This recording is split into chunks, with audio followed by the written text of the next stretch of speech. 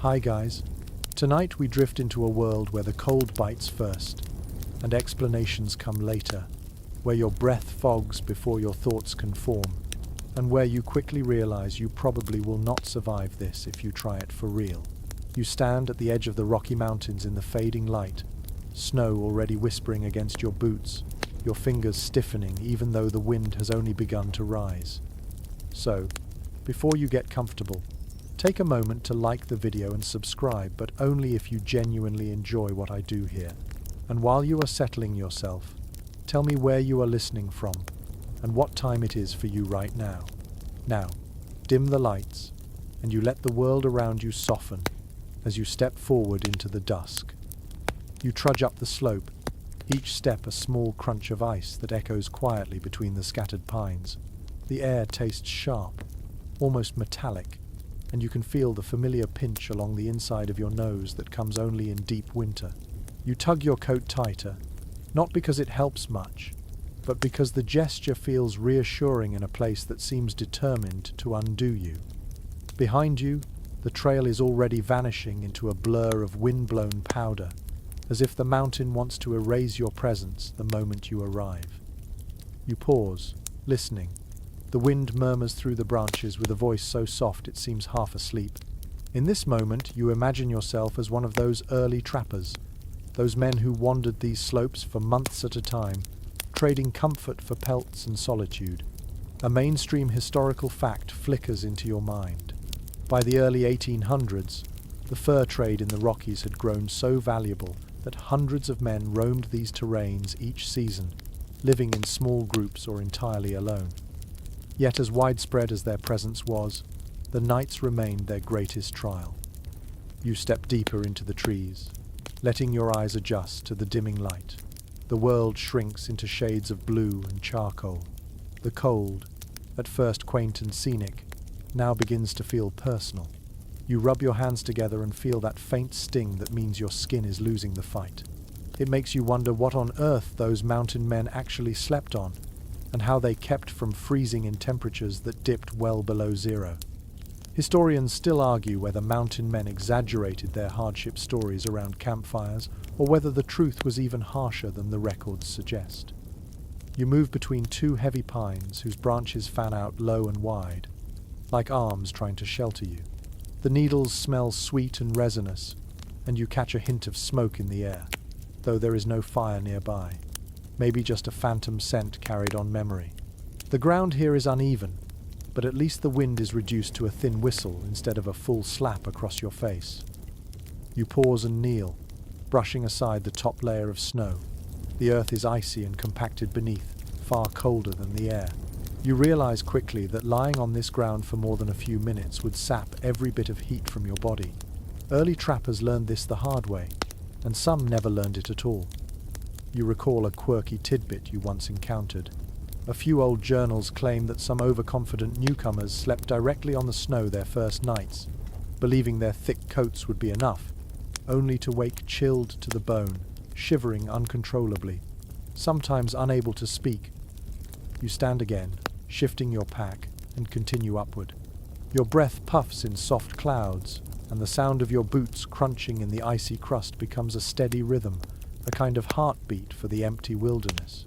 The Rockies rise ahead of you in vast undulating walls. In the fading light, the peaks look both majestic and deeply unforgiving.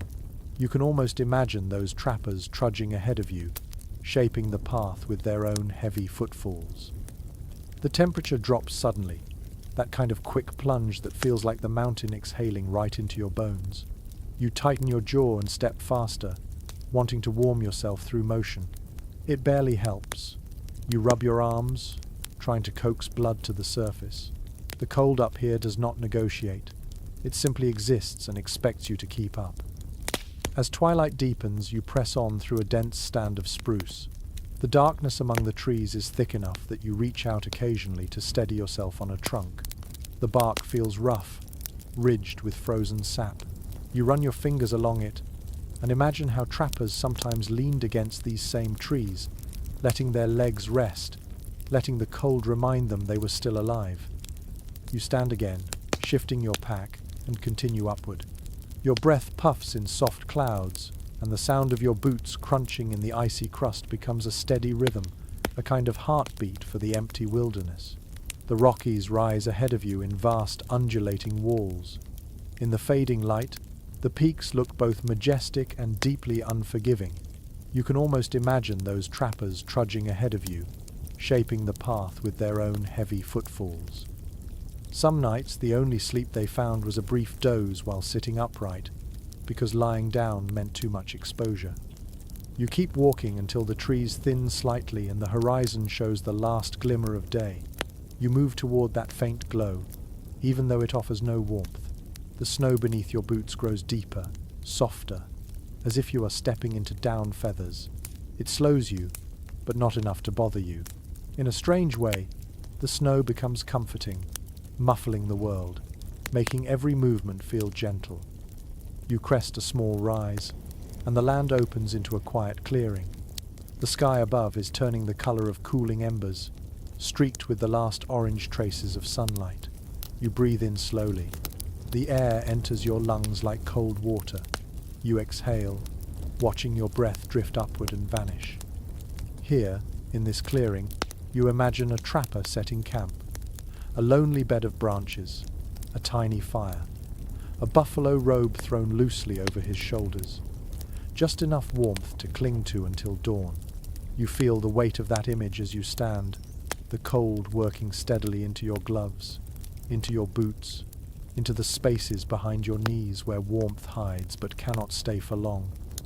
You shift your pack again, edging closer to the center of the clearing. The snow here is less disturbed, smoother. You crouch down and scoop a handful of it, feeling how light and dry it is. This kind of powdery snow is easy to brush away, easy to clear for a bedding spot. You let it fall through your fingers like dust. Far above, a bird cries out, its voice sharp and brief. It startles you slightly, the sound slicing through the stillness. You watch as a dark shape wings across the dim sky, disappearing into shadow. That lonely call makes you think of the trappers who spent entire winters in these mountains, seeing only birds and tracks and the occasional distant smoke plume. Survival depended on tiny details. Where to step, where to sleep, where to hide from the cold that could end a life in a single poorly prepared night. You rise, brushing snow from your gloves, and draw a long breath. Already your legs feel heavy from the cold. You imagine the mountain men pushing through this same exhaustion night after night, driven by trade, necessity, and something deeper and harder to define. Maybe adventure, maybe stubbornness, maybe hunger. The clearing grows darker. The cold presses closer. You take one more step into the gathering night, ready to learn how to sleep in a place that wants to keep you awake forever. You move through the clearing and angle toward the darker tree line ahead, letting the cold guide your instincts, the way it once guided the mountain men. The wind has shifted. It is subtle at first, almost like a curious hand brushing the back of your neck, but you feel it sharpening as it sweeps down from the higher ridges. You realize quickly that tonight, just like for the trappers who came before you, one of the first tasks is finding a windbreak. Without one, no amount of fur or fire will give you real rest. You pull your coat tighter and scan the terrain with the new awareness settling into your bones. You walk slowly, each step sinking with a soft hiss into the snow. The forest ahead looks like a wall of dark shapes, yet as you draw closer, you begin to see the outlines more clearly. Fallen logs, clustered spruce, boulders half buried under drifts. You tilt your head, listening again. The wind funnels through the clearing behind you in a long, low whistle. But here beneath the trees, that whistle breaks into fragments. You can almost hear the land showing you where to sleep and where not to. Early mountain men learned quickly that choosing a bad sleeping spot could turn an ordinary night into a disaster. A mainstream historical fact resurfaces as you study the trees. Trappers often set camp on the leeward side of ridges because wind could strip heat from a sleeping body faster than snow or even rain. Cold air moving across the skin drains warmth far more efficiently than still air. And in the Rockies, the gusts can be relentless. You feel a little of that now, as a sudden draft curls around your ankles, sneaking under the hem of your coat like a mischievous animal. You angle farther between two thick pines. Their branches dip low and heavy, crowding the ground. The needles smell sharp and pleasant, a small reminder that this mountain has its comforts in between the trials. You push aside a branch and step into a hollow space sheltered beneath the drooping canopy. Here, the snow is thinner. The air feels noticeably calmer. You let out a slow breath and watch it drift upward without scattering. This space reminds you of something one trapper wrote in a winter journal long ago, a quirky tidbit that always stuck with you.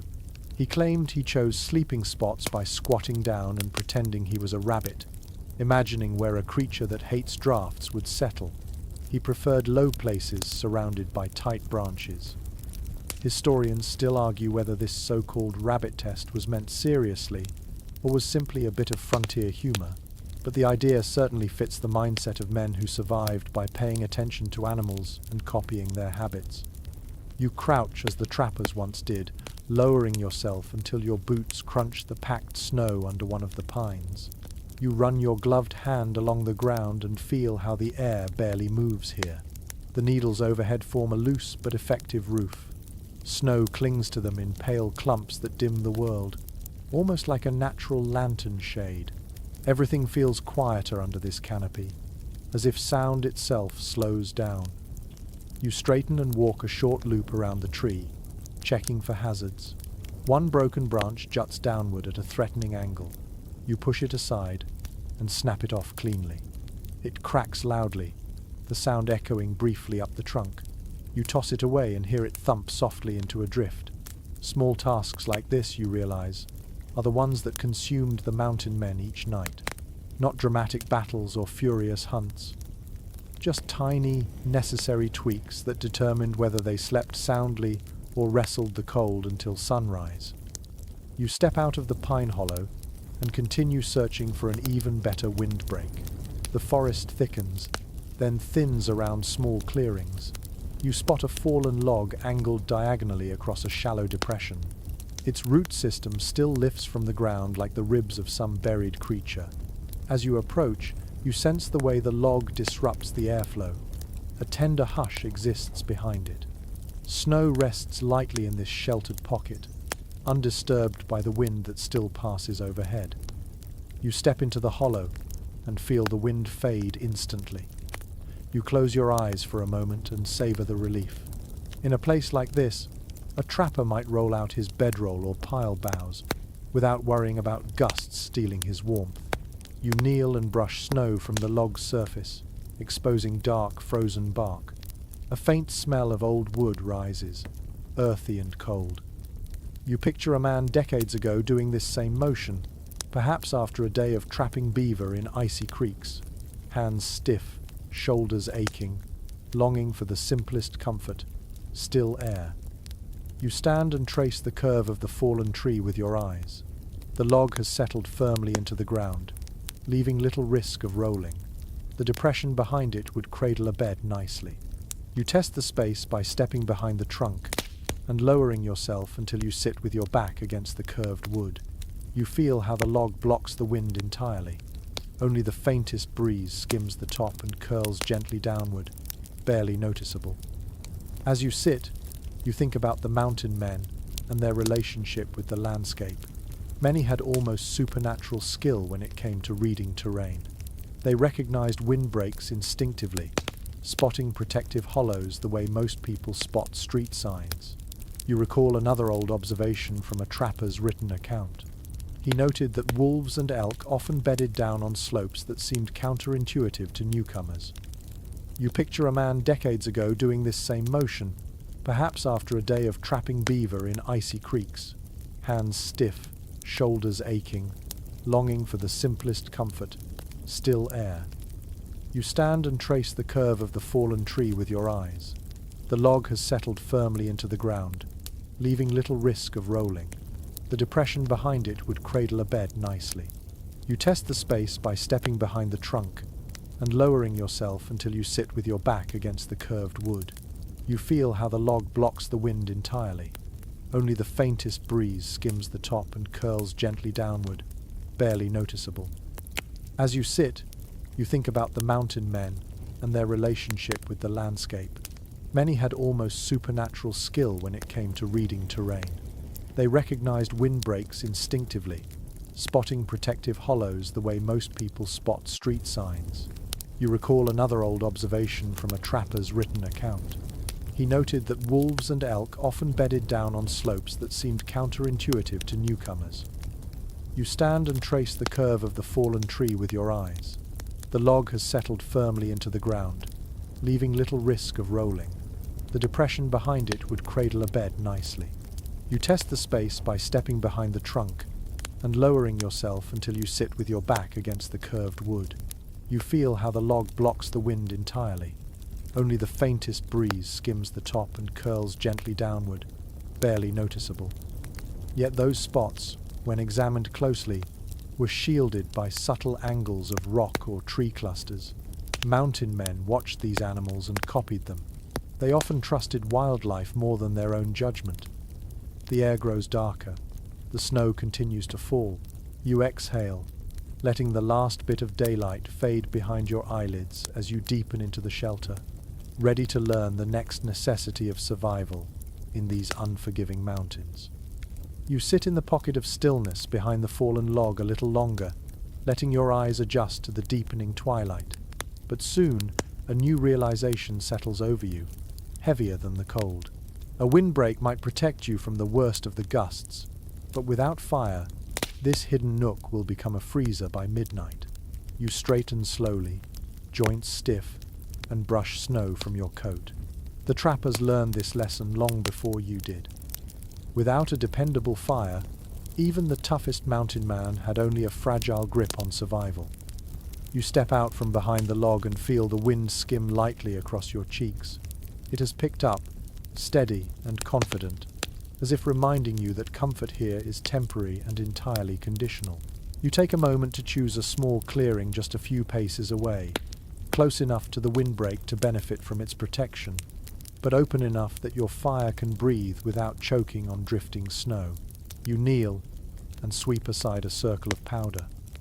The snow is dry and squeaks faintly when you brush it away. Beneath it lies hard ground, cold and stubborn. You glance around for fuel, and already the pressure of the task settles in your shoulders. Fire is warmth, protection, light, a small companion in the dark. But it is also work. It always has been. Even the earliest journals of mountain men mention how much of their evenings were spent gathering branches before the cold deepened. A mainstream historical fact from the fur trade era comes to mind. You lean back again, settling into the quiet hollow, letting your mind drift to the men who came before you. Some nights they slept well, warmed by fires and hides.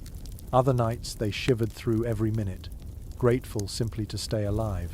The windbreak was their first defense, a silent guardian that turned the harsh world into something a little more forgivable. You move from tree to tree, tapping low branches with your glove. Some twigs snap crisply, perfect for kindling. Others bend limply, heavy with moisture. You toss aside the damp ones and pocket the dry ones, letting them ride in the crook of your elbow. You gather a small armful of sticks, then look for something thicker. A deadfall lies halfway buried near the edge of the clearing, its branches thin and bleached. You grasp one and pull. It cracks free with a muted pop, releasing a tiny burst of dust from its rotten interior. The smell that rises is musty and oddly sweet. You carry your loot back to the small cleared circle and crouch again. The wind teases the edges of your pile, lifting light twigs and setting them back down with a kind of delicate impatience. You press your palm against the cold earth, grounding yourself, reminding yourself to work calmly. Mountain men often built their fires low and small, partly to conserve fuel and partly to avoid attracting attention. A quirky tidbit you once read slips back into your thoughts. Some trappers believed a large fire at night invited not just human trouble, but also unwanted wildlife, especially curious mountain lions drawn by warmth and flickering light. Whether this was genuine frontier wisdom or simply superstition. Historians still debate, but the idea certainly makes you think twice before building anything too bright. You arrange your smallest twigs in a loose nest, careful not to pack them tightly. Air needs to weave through them. You place a few strips of bark at the center, peeling them from a fallen limb where they hung dry. You tuck them gently into the heart of the kindling. The world around you has gone quiet except for the wind moving through the upper branches. Snow falls in fragile flakes, each one catching a glint of fading light before settling on your gloves. You brush them off, then reach for your tinder. You pat your pockets, feeling for something soft, fibrous, ready to catch a spark. Mountain men sometimes use dried grass, shredded bark, or even bits of old rope. You choose the material you have set aside and tease it lightly with your fingers until it fluffs into a small mound. You crouch even lower, shielding the kindling with your body as best you can. A spark leaps, then dies. Another flicker. Then a thin curl of smoke rises, wavering softly in the cold air. You lean close, blowing gently, breath warm and steady. The tinder glows faintly like a tiny sleeping eye. You blow again, careful but insistent. The glow brightens, a small coal pushing outward until at last a flame blooms, fragile but determined. It licks the bark scrap, then reaches for the twigs above. You feel an unexpected ripple of relief in your chest. The fire gives off almost no heat yet, but heat is coming. You feed a few more thin twigs to the early flames, watching them catch, their edges curling into delicate orange ribbons. A soft crackle begins, subtle but promising. You add one thicker stick and place it at an angle so the flames climb upward.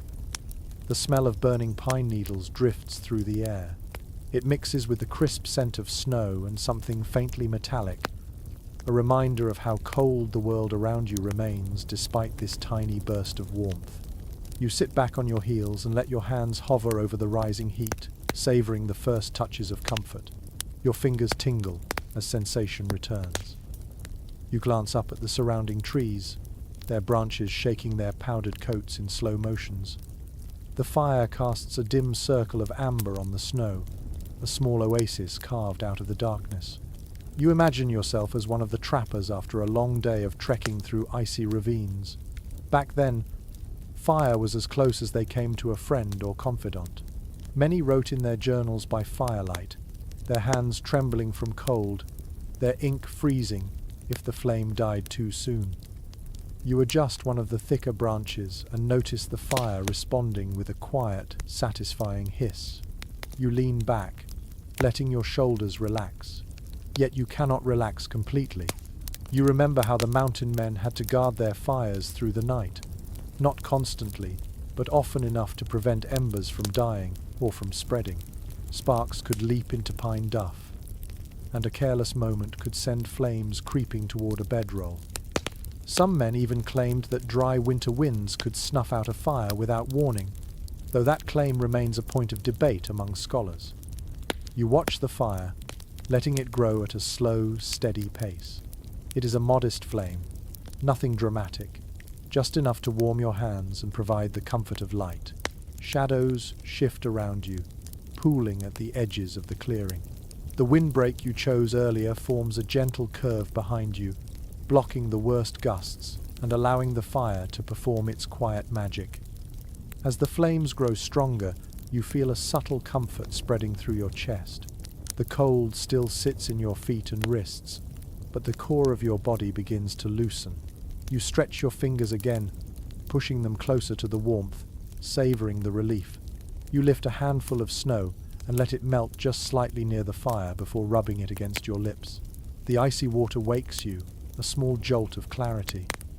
You sit for a while, listening to the fire crackle, feeling its heat radiate toward you in faint but steady pulses. You imagine a trapper from 2 centuries ago doing the same thing, boots steaming lightly, eyes half-lidded with exhaustion, letting the fire lull him into the first hints of drowsiness. He might have been alone or perhaps sitting across from a companion, both wrapped in heavy robes, sharing a silence that was neither awkward nor heavy, just practical, just necessary. The sky above darkens fully now, stars peeking through in scattered glints. The forest deepens into long vertical shadows. The snow glows faintly in your firelight, its surface mottled with shifting reflections.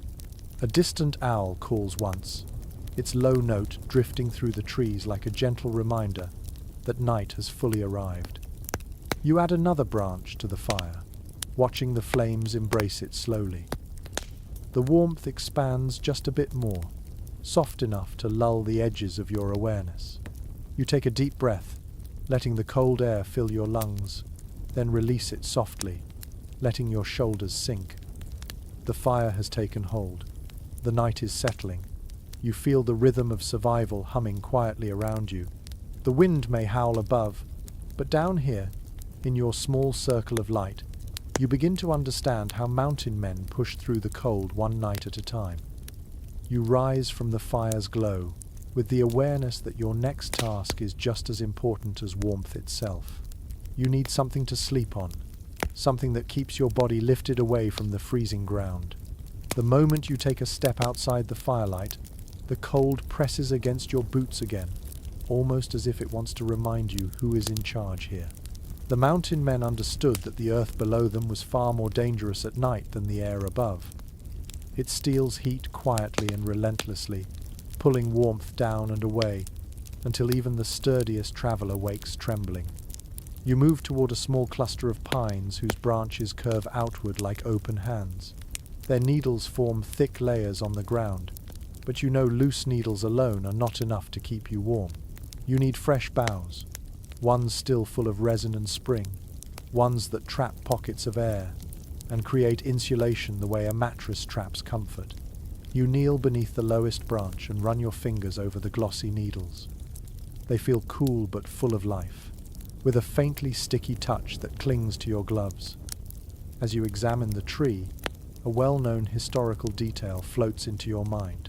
Many trappers in the Rocky Mountains slept on beds of fir or spruce because these evergreens stayed flexible even in brutal cold, providing natural cushioning that kept their bodies from sinking into icy soil. The simple trick of layering branches had saved countless wanderers from frostbite long before sleeping pads existed. You pluck a few boughs carefully, avoiding damage to the inner growth, then stack them in the crook of your arm. A few steps away, a second tree droops low, its branches heavy with snow. You brush the snow aside and tug gently at a bough. It resists for a moment before cracking free with a clean snap. As you gather the limbs, you remember an odd little anecdote from a trapper's diary you once read. He claimed that the softest beds came from trees struck by lightning, insisting the wood felt warmer, as if it held onto a spark of that wild energy. Whether he meant it literally or simply enjoyed telling tall tales, no one can say with certainty. Some modern researchers still puzzle over the authenticity of that claim, noting that charred wood does sometimes retain heat differently, but not enough to create a genuine advantage. Even so, the image lingers in your imagination, adding a touch of mystery to these quiet trees around you. You continue collecting boughs until you have a respectable armful. The snow crunches under your boots as you return to your fire, each step leaving broad tracks like a slow-moving animal. You drop the branches beside your windbreak and dust off your gloves. Your breath spills into the cold air in soft, hazy clouds. The fire crackles gently, its light flickering golden across the snow. You kneel beside your chosen sheltering spot and begin arranging the boughs with deliberate care. You start by laying the thicker branches in a loose, crisscross pattern. The needles brush against your coat with a faint whispering sound. You weave thinner pieces between them, building a springy layer that rises a few inches off the ground. As you work, the smell of crushed pine fills the air, sharp and comforting. The scent mixes with the smoke from your fire, creating a fragrance that feels both wild and deeply calming. You test the bedding with your hand. It compresses slightly, then springs back. The branches create tiny pockets of air beneath your palm, insulating your skin from the cold earth.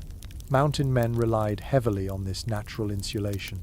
Without it, a person could lose heat several times faster, even if wrapped in the thickest fur. One early explorer wrote that the ground in midwinter felt alive with cold, almost like a living creature trying to pull warmth downward. Modern experts still discuss how accurate his description was, debating whether he exaggerated or simply struggled to express the intensity of ground frost. But regardless of the words he used, the effect was real and deadly. You continue adjusting the boughs, tugging at one edge, smoothing another.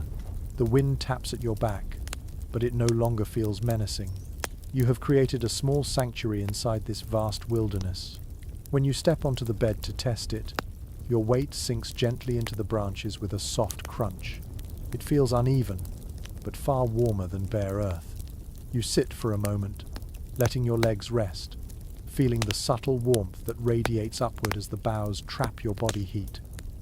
A breeze rustles overhead, shaking snow loose from the pines. The flakes drift down like slow-motion stars, melting immediately when they touch the fire's breath. You reach out and adjust a few branches, tightening the weave, making the bed slightly higher at the head where your shoulders will rest. The structure is simple, but incredibly effective. The trappers were masters at using whatever nature offered. They built beds in minutes, not hours, relying on intuition shaped by countless nights in the wild. As you sit on your improvised mattress, you think of another curious notion you once encountered in a book on frontier survival. It claimed that some mountain men believed sleeping directly above certain types of roots kept dreams calm and prevented restless tossing. There was no scientific basis given, and the idea remains one of those frontier superstitions that specialists still examine with a mix of amusement and intrigue.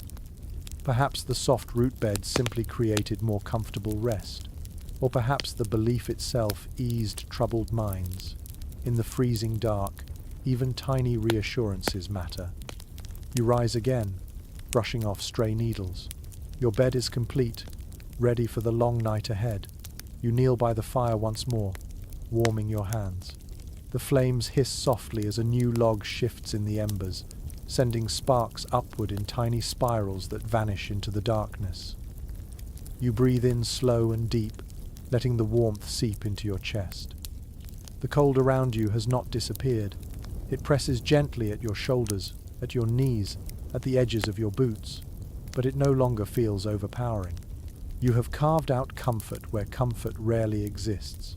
You look at the pine bed again, its woven surface a mosaic of green and shadow. It looks humble, but inviting. You lift one more bough and place it neatly along the top, smoothing it like a blanket. The forest rustles around you. The night deepens. Your fire warms the air in small waves, each one brushing your face like a quiet reassurance. You rise again, brushing off stray needles. Your bed is complete, ready for the long night ahead. You kneel by the fire once more, warming your hands. The flames hiss softly as a new log shifts in the embers, sending sparks upward in tiny spirals that vanish into the darkness. You breathe in slow and deep, letting the warmth seep into your chest. You stand for a moment, letting the scene settle. Then you lower yourself slowly onto the pine boughs, feeling them cradle your weight. Their gentle fragrance rises as your body warms them. The night air feels calmer now, quieter, as if acknowledging the work you have done. This is how the mountain men slept on countless nights, relying not on luxury but on skill, instinct, and a careful partnership with nature. A simple bed of branches, a sheltering log, a fire burning close by, all small pieces of survival arranged with thoughtful hands. You close your eyes briefly, letting the warmth of the fire wash over your cheeks. The forest shifts and sighs around you. You are no longer just a traveler. You are part of this place, resting the way the old trappers did, trusting the simple, ingenious bed beneath you to carry you through the cold. What you need now is insulation, the kind the mountain men trusted every single winter. Buffalo robes, elk hides, deer blankets, layers of fur that turn sleeping in the Rockies from torment into something just barely manageable. You stand, brushing stray needles from your coat, and move toward your pack. The night has deepened, the sky above a vast sweep of ink dotted with scattered stars. The cold air nips at your face as you rummage through what you imagine a trapper would have carried. Mountain men rarely wandered without at least one heavy robe, and a well-known detail from accounts of the fur trade comes to mind. Hunters often praised buffalo hides as the warmest bedding a wandering soul could ever hope for. When properly tanned and thick with winter fur, a single robe could weigh over 50 pounds, but protect like nothing else on earth. Even in brutal cold, a man wrapped tightly in one could feel heat linger long after the fire died. You unfold an imagined hide in your hands, feeling the dense fur brush against your gloves. It's heavy, almost unwieldy, but reassuring in its weight. You spread it over your pine bough mattress, the fur's softness catching the firelight in muted golden glints. The blanket drapes across the branches like a dark, warm wave. You press your palm into it and feel the warmth building slowly as your hand sinks into the thick fibers. As you smooth the hide across the bed, an unusual memory flickers up, something you once read in a frontier memoir that always made you smile. One trapper claimed that the best sleeping hides were stolen from wolves, who had stolen them from other wolves. In his words, a wolf pelt already shaped by nature's fiercest predators carried a kind of mountain magic that made it warmer than anything tanned by human hands. Whether he meant it as a joke or as a sincere belief is unclear, and modern readers still scratch their heads at the remark. Perhaps it revealed more about the man's sense of humour than any practical frontier truth. Still, the idea adds a strange charm to the quiet work of arranging furs in the cold. You adjust the buffalo robe so its thicker edges face the windbreak. You tuck one side under a corner of the boughs, creating a slight lip that will keep drafts from sneaking in. The fire crackles as you work, sending small sparks swirling upward in lazy arcs. The warmth touches your face, then fades when the wind shifts. It reminds you that these hides are not just comfort, they are survival. As you kneel by the bedding, you think about how mountain men layered their coverings. Deer or elk blankets on the bottom for softness, thicker bison robes on top for warmth, sometimes even an additional layer of fox or coyote fur draped over the shoulders. One experienced frontiersman once wrote in his letters that a traveler could sleep warm in almost any temperature if he had enough layers of hide. Yet he admitted in the same breath that carrying them all felt like hauling half the forest on his back. Modern researchers occasionally discuss whether his exaggeration was intentional or simply the natural grumbling of a man who spent too many winters under too many furs. But whatever they believe, the principle stands. Layers mattered. You test the robe by lowering your weight into it. The hide gives a slight resistance, then embraces you with slow, steady warmth. The pine boughs beneath flex softly, and the air trapped between the layers begins to do its quiet work. You run your fingers along the fur, feeling the dense undercoat and the coarse guard hairs above. It is not luxurious in the modern sense, but out here, luxury is defined differently. Anything that keeps your body heat from escaping becomes priceless. The fire pops behind you, sending a tiny ember skipping across the snow. It hisses and dies immediately. You glance back at it and feel a pang of understanding. This little flame, as comforting as it is, cannot keep you warm through the entire night. The hides must do the rest. You adjust the robe again, pulling it higher at the back, creating a kind of pocket that your shoulders can sink into. You imagine a trapper doing this same motion after a day of trudging through chest-deep snowdrifts with traps frozen solid in their creeks. The exhaustion must have been immense, yet the bedding ritual offered a small sense of order in a world ruled by chaos. You sit at the edge of your sleeping place and pull your coat tighter around your chest. Your breath trails in slow curls upward, swirling faintly in the fire's glow. The wind shifts again, brushing the robe with a soft ripple. You press your fingertips into the fur, grounding yourself in its warmth. It feels alive in a way, holding the ghost of the great animal it once belonged to. You think of another unusual belief recorded in old trapping journals. Some frontiersmen insisted that sleeping under bear hides made a person dream more fiercely, as if they carried the spirit of the animal into the night. Others swore bare fur kept nightmares away entirely. Folklorists continue to argue about whether these claims represent genuine superstitions or simply the creative storytelling of men who spent too many nights talking only to the fire. Either way, it reveals how deeply they experienced their relationship with nature, even in sleep. You lie back again fully this time, letting your body settle into the layered softness. Warmth rises slowly from the robe, spreading across your back and shoulders. The pine boughs cradle you delicately, lifting you just enough that the ground's freezing grip cannot reach you. The fire's faint glow paints your surroundings in copper and shadow. The forest hums gently, its nighttime language soft and unhurried. You pull one edge of the robe over yourself, feeling its weight settle comfortably across your chest. It is a weight that promises survival, a weight mountain men cherished even when it made travel cumbersome. As the cold eddies around you, the hide becomes a small world within a larger, harsher one. You close your eyes briefly, letting the warmth build. The wind whispers through the trees, brushing your cheeks with cool fingers. The fire shifts again, sending a gentle wave of light across your bedding. Wrapped in fur, resting on pine, protected by fire, you begin to understand why the mountain men trusted these layers as if they were companions in the night. The world outside may be frozen, vast and indifferent, but here in your little corner, warmth grows, steady and patient. You adjust the robe one last time, drawing its edge snug around your shoulder.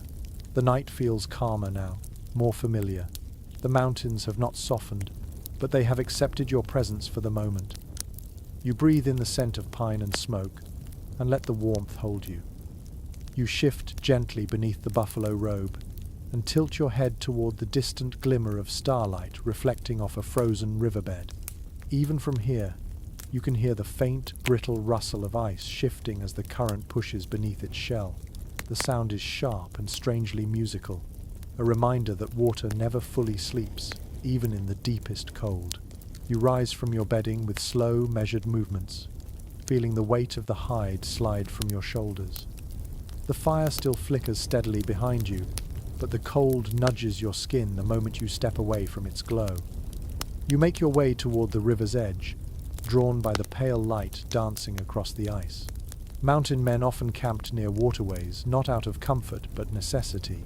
A widely accepted historical observation tells us that these trappers relied heavily on rivers for navigation and fresh water, even though icy banks were some of the coldest places to sleep. Water meant food, pathways, and orientation. It also meant risk. You crunch through the snow, each step echoing softly across the quiet landscape. The trees thin as you approach the river, revealing an open stretch where moonlight spills freely across the frozen surface. The air here feels sharper, as if the river exhales cold more intensely than the wind itself. You crouch near the bank and touch the rim of ice with your glove. It creaks faintly under your pressure, a small warning disguised as a whisper. The snow along the river's edge lies in smooth layers, untouched except by the delicate tracks of a fox weaving upstream. You follow those tracks for a moment, letting your imagination drift the way the mountain men must have, always measuring the signs of life around them. You picture a trapper kneeling here, cupping water from a small hole in the ice, steam rising from his breath as he listened to the groaning river beneath him. As you stand, an unusual memory rises from something you once read in a faded trapping account. One old frontiersman insisted that sleeping too close to rushing water caused strange dreams, claiming the river's voice seeped into a sleeper's mind. He believed it whispered stories of creatures far beneath the ice. Some readers of his journal later speculated whether he had experienced mild hypothermia or simply possessed a poetic streak. No one today can confirm the true nature of those nighttime visions, but the idea lingers in your thoughts as you listen to the icy murmurs under your boots. You step back from the fragile bank and walk along the curve of the river, looking for a place where a camp could be safely tucked. Not too close, not too exposed. Mountain men developed a keen sense for this balance. They needed access to water for drinking, cooking, and tending traps, yet sleeping directly beside it often guaranteed the coldest night imaginable. Cold sinks downward, pulling toward low places, and river valleys collect that cold like a bowl. You find a shallow rise along the bank and climb onto it. From here, the river sits just below, glinting under the moon. You breathe in deeply, and the icy air stings your lungs. You pull your coat tighter and look around. This raised spot feels safer, warmer by a small but noticeable margin. It gives enough distance from the river's chill, while still letting you hear its steady, comforting rhythm. A cluster of spruce stands behind the rise, their branches creaking gently. You step toward them and touch one trunk, feeling the frozen texture beneath your glove. Many trappers preferred to sleep near rivers because game often traveled these routes, leaving fresh tracks for morning hunts. A practical routine grew from this, though some modern interpreters of frontier life question whether it gave the trappers any significant advantage or simply became habit. The historical record leaves room for interpretation, and specialists continue to discuss the matter with lively curiosity. You crouch again near the rise, imagining how a mountain man might prepare his bedding here. The pine boughs you gathered earlier would go down first, then the heavy robe, angled slightly away from the river to avoid the chill. The fire would sit just far enough from the water to avoid sudden gusts, but close enough to reflect off the icy surface, giving a faint illusion of double warmth. You can almost see that mirrored glow now, a small orange twin flickering on the frozen river. You step toward a small drift and scoop up a handful of powdery snow. The crystals sparkle in your palm, then melt slowly into cool droplets. You rub them between your fingers and watch the water cling to your glove before freezing again. Everything here happens at the pace of winter. Slow, quiet, persistent. A breeze rolls across the river, humming low as it brushes the ice. You feel it tug lightly at your coat and hear it slide beneath the trees. The cold from the river is different from the cold on the higher slopes. It feels flatter, heavier, as if it wants to settle around your ankles and climb upward.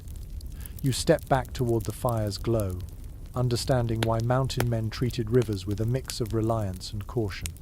Necessary, yes, but unforgiving.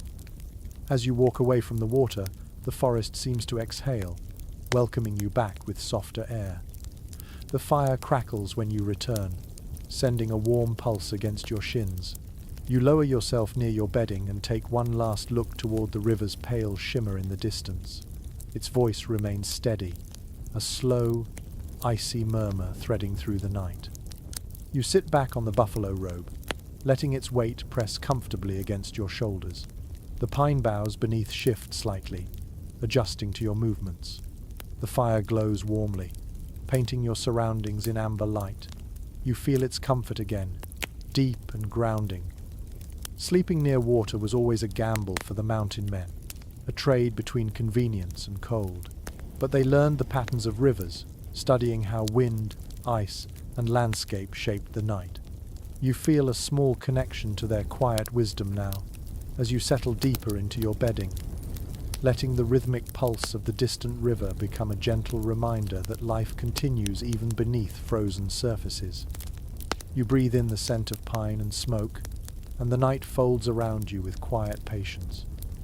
You ease yourself upright on the pine boughs, feeling the warmth of the buffalo robe linger on your shoulders before the cold sneaks back in. The fire burns low now, a soft reddish glow rather than the lively flames of earlier, and its warmth reminds you that knowledge was just as essential to the trappers as skill.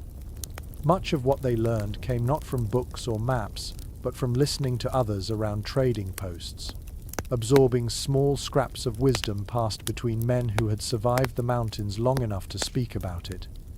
You step toward the fire and stir the embers gently with a stick. Sparks leap upward in tiny spirals before fading into the dark. The air feels still for a moment, and that stillness pulls your mind toward memories of the trading posts scattered across the frontier. These places were hubs of stories, warnings, and rough advice. A commonly referenced point among historians notes that rendezvous gatherings each summer acted as the trappers' version of a school. Not a school with desks or rules, but one where every conversation carried lessons carved from winter hardship. A flick of the wrist showing how to set a trap. A quiet admission of a mistake that almost cost a life. A warning about where the snow fell deepest. You imagine yourself wandering into one of those posts, the door creaking inward, the smell of smoke and animal hides swirling around you. Men hunched at rough tables trading tales of frozen nights. Someone muttering that if your boots froze while you slept, you should warm them against your chest rather than near the fire, because the sudden heat could crack the leather. Another voice insisting that sleeping too close to your pack invited rodents to chew through it in search of warmth. You picture yourself leaning against a wooden beam, absorbing every scrap of their hard-earned knowledge. A brief smile crosses your face as you recall one particularly strange piece of advice recorded in an old journal. A trapper claimed that rubbing the inside of a buffalo robe with tiny sprigs of sagebrush helped keep the fur soft and made the sleep warmer. Whether he discovered this by accident or believed the sage carried some kind of protective spirit remains unclear. Collectors who examined his journal years later found the note so odd that they debated whether it was a frontier trick or simple superstition. Even now, the idea feels both whimsical and oddly practical in a landscape where every small comfort mattered. You step toward a nearby pine and brush your fingertips along the bark, grounding yourself in the present. The fire hums behind you, a low, whispering crackle. You take a slow breath, thinking about the stories that must have passed through those trading posts. Some were truth, some exaggerated, and some woven together from memory and loneliness. Yet every bit of it helped shape how a mountain man prepared for nights like this one. As you move closer again to your fire, you picture a grizzled trapper leaning across a rough counter, his beard dusted with snow, offering advice in a low voice. Something like this: choose a sleeping spot with branches overhead, but not too many, because heavy snow can snap them and send them crashing down in the middle of the night. That little caution appears in several accounts, mentioned again and again by men who had heard cracks above them before a heavy limb plunged toward their camps. Whether every story was true or not, the warning clearly stuck. You sit beside your bedding and run your hands over the buffalo robe. The fur feels warm where your body rested earlier, but the edges have cooled. You pull it closer around you and settle near the fire once more. As you stare into the glowing embers, you realize that mountain men carried those spoken lessons with them across every mile of wilderness. Their survival depended on it. Written records were rare, and even when men could write, frozen ink made journaling difficult in winter. So wisdom was spoken, then carried in memory. A sound rustles through the trees behind you, light and cautious, like a creature picking its way through snow.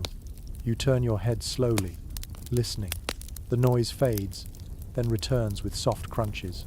Probably a deer or a fox. You stay still, watching the shadows flicker at the edge of the firelight. Mountain men learned from the older trappers to recognize the sound of each animal at night. Deer stepped lightly and paused often. Elk swept their hooves more heavily through the snow. Cougars moved with an uncanny silence that made the hair on the back of a man's neck rise. You tilt your head and listen again, remembering a curious bit of oral advice that circulated through several accounts. Some trappers swore that if you heard 3 steps in a perfect rhythm at night, you should sit up immediately. According to them, predators sometimes paced in regular beats before circling. Scholars who have reviewed these stories argue among themselves about whether this pattern actually happened or whether it grew from a few isolated encounters. You sit beside your bedding and run your hands over the buffalo robe. The fur feels warm where your body rested earlier, but the edges have cooled. You pull it closer around you and settle near the fire once more. As you stare into the glowing embers, you realize that mountain men carried those spoken lessons with them across every mile of wilderness. Their survival depended on it. Written records were rare, and even when men could write, frozen ink made journaling difficult in winter. The sound fades entirely. Whatever creature wandered nearby has moved on. You lean back on your hands and breathe in slowly, letting the cold air fill your lungs. The firelight glows across the snow like a warm patch in an otherwise silver world. You adjust the robe again and sit a little closer to the flames. You picture yourself inside a trading post lodge once more, surrounded by the low murmur of voices, crackling firewood, and the clatter of men preparing gear for the journey back into the mountains. You can almost hear their overlapping conversations. One man advising another to dry his socks close to the coals but never directly above them, because steam trapped in the fabric could refreeze later and chill the skin worse than before. Another man shaking his head, insisting the best nights of sleep came from resting with your feet toward the fire so your boots stayed thawed. Others arguing over whether to sleep with their rifles at arm's reach or keep them tucked away from sparks that might burn the wood. You feel yourself smiling again. So many small rituals, each one shaped by experience and memory. Even now, the frontiersman's whispered advice lives on in the quiet spaces between the crackling logs and the distant sigh of the wind. You take a slow sip of cold air and let the thoughts settle. The world around you feels older now, more grounded, as though the spirits of those trappers linger in the echoes of their warnings. Their shared knowledge helped countless men survive in places like this, long before you stepped into these mountains to understand their world. You draw your robe closer as the cold presses around you again. The fire burns low but steady, and the pine boughs beneath your bedding release a soft fragrance each time you shift. You settle deeper into the warmth and let your imagination rest for a moment in the glow of that old trading post wisdom. You sense how much was passed from voice to voice, from one weary traveler to another, in simple exchanges that carried the weight of life and death. The night deepens, the forest settles, your fire breathes gently, and you feel just a little less alone. You settle close to the fire again, pulling the buffalo robe around your shoulders as the flames pulse softly in the darkness. The warmth touches your face in gentle flickers, but the shadows beyond remain deep and watchful. You realize that fire, for all its comfort, is also a responsibility. Mountain men treated it almost like a living companion, one that needed tending, guarding, and sometimes restraining. A flame could keep you alive or betray you. It all depended on how well you understood its moods. You lean forward and feed a thin log into the embers. The fire brightens, the light blooming into a warm, steady glow. As it does, a clear historical insight comes to mind. Trappers in the Rockies often slept with their faces turned toward the fire, not for dramatic warmth, but because the shifting light allowed them to notice approaching animals or sudden threats. Their nights were part sleep, part alertness. They could never fully relax, not even under the thickest robes. You watch the flame rise and fall. The sound is faint, like paper crinkling. Through the years, men who roamed these mountains learned how to balance the fire so it neither roared too loudly nor died too quickly. Too much flame drew attention. Too little meant waking in the grip of the cold. You understand that delicate balance now, sensing how the fire becomes both comfort and warning. You shift on the pine boughs and glance at the surrounding darkness. The shapes of branches sway above you, stirring shadows that resemble cautious animals sneaking along the tree line. The flicker of the fire makes the forest seem alive, breathing and shifting with each gust of wind. You draw the robe higher around your chest. A peculiar memory rises from something you once read about winter camps. One old frontiersman wrote that he believed the fire watched him as much as he watched it. He insisted that sparks sometimes burst almost deliberately, as if the flames had a personality of their own. Whether he meant this as a metaphor for loneliness or as a genuine wilderness superstition, no one today can say with confidence. Those who study such accounts still discuss whether remarks like that reflect poetic thinking or the weariness of isolation. The night grows colder, a deeper kind of quiet settling over the clearing. You sense the temperature dropping with each breath. The fire crackles and spits softly, releasing tiny sparks that swirl upward, then disappear into the freezing air. You instinctively lean closer, guarding the flame with your body each time the wind gusts. Mountain men did this too, cupping their hands around fragile embers during storms, coaxing them like precious seeds of warmth. A distant sound interrupts the quiet. Something snaps in the woods, maybe a branch sagging under ice. The noise is sharp, but brief. You lift your head, listening carefully. The fire pops again, but the forest beyond remains still. You settle your weight back into the robe, aware of the way the firelight paints moving patterns across the snow. You remember reading that many trappers arranged their camps so the fire sat slightly off to one side rather than directly in front of them. This prevented the fire from blinding them to the darkness beyond. A glowing flame might warm your face, but it also shrinks your night vision, making anything outside the circle harder to see. Researchers who study frontier life often debate just how widespread this practice was, but the logic behind it remains clear. Even warmth carried hidden dangers. You shift the firewood once more, coaxing the flames into a low, steady burn. The heat spreads in gentle waves across your hands and cheeks. This is not the roaring heat of a hearth, but a modest warmth that reaches only a few feet from the fire. Beyond that small bubble, the world remains freezing and impenetrable. You stretch your legs toward the flames and let the buffalo robe gather in folds around your hips. The fur feels warm from contact with your body, and you pull it tighter with a satisfied sigh. You feel the soft bounce of the pine boughs beneath you, their subtle shift releasing another faint breath of evergreen scent. The fire's glow becomes a soft orange pool, shimmering over your hands. You think about how mountain men sometimes woke every hour to add a stick to the flames, just enough to keep frost from creeping across their blankets. Some slept with small embers buried in shallow pits under their bedding, using the earth itself to trap the warmth. Others preferred to let the fire die low and relied entirely on their robes. Everyone had their own rituals, shaped by trial, error, and near misses. A sudden gust brushes across the clearing. The flames dip sharply. You instinctively shield the fire with your arm, leaning sideways to block the wind. The flame steadies. The embers flare again, glowing with renewed confidence. You sit back, pulling the robe around your shoulders. Then another thought drifts into your mind, something unusual you once encountered in a letter from an explorer. He wrote that on certain nights, when the cold felt especially sharp, the fire seemed to hum. He described a faint vibration in the air, as though the flame had a voice buried inside it.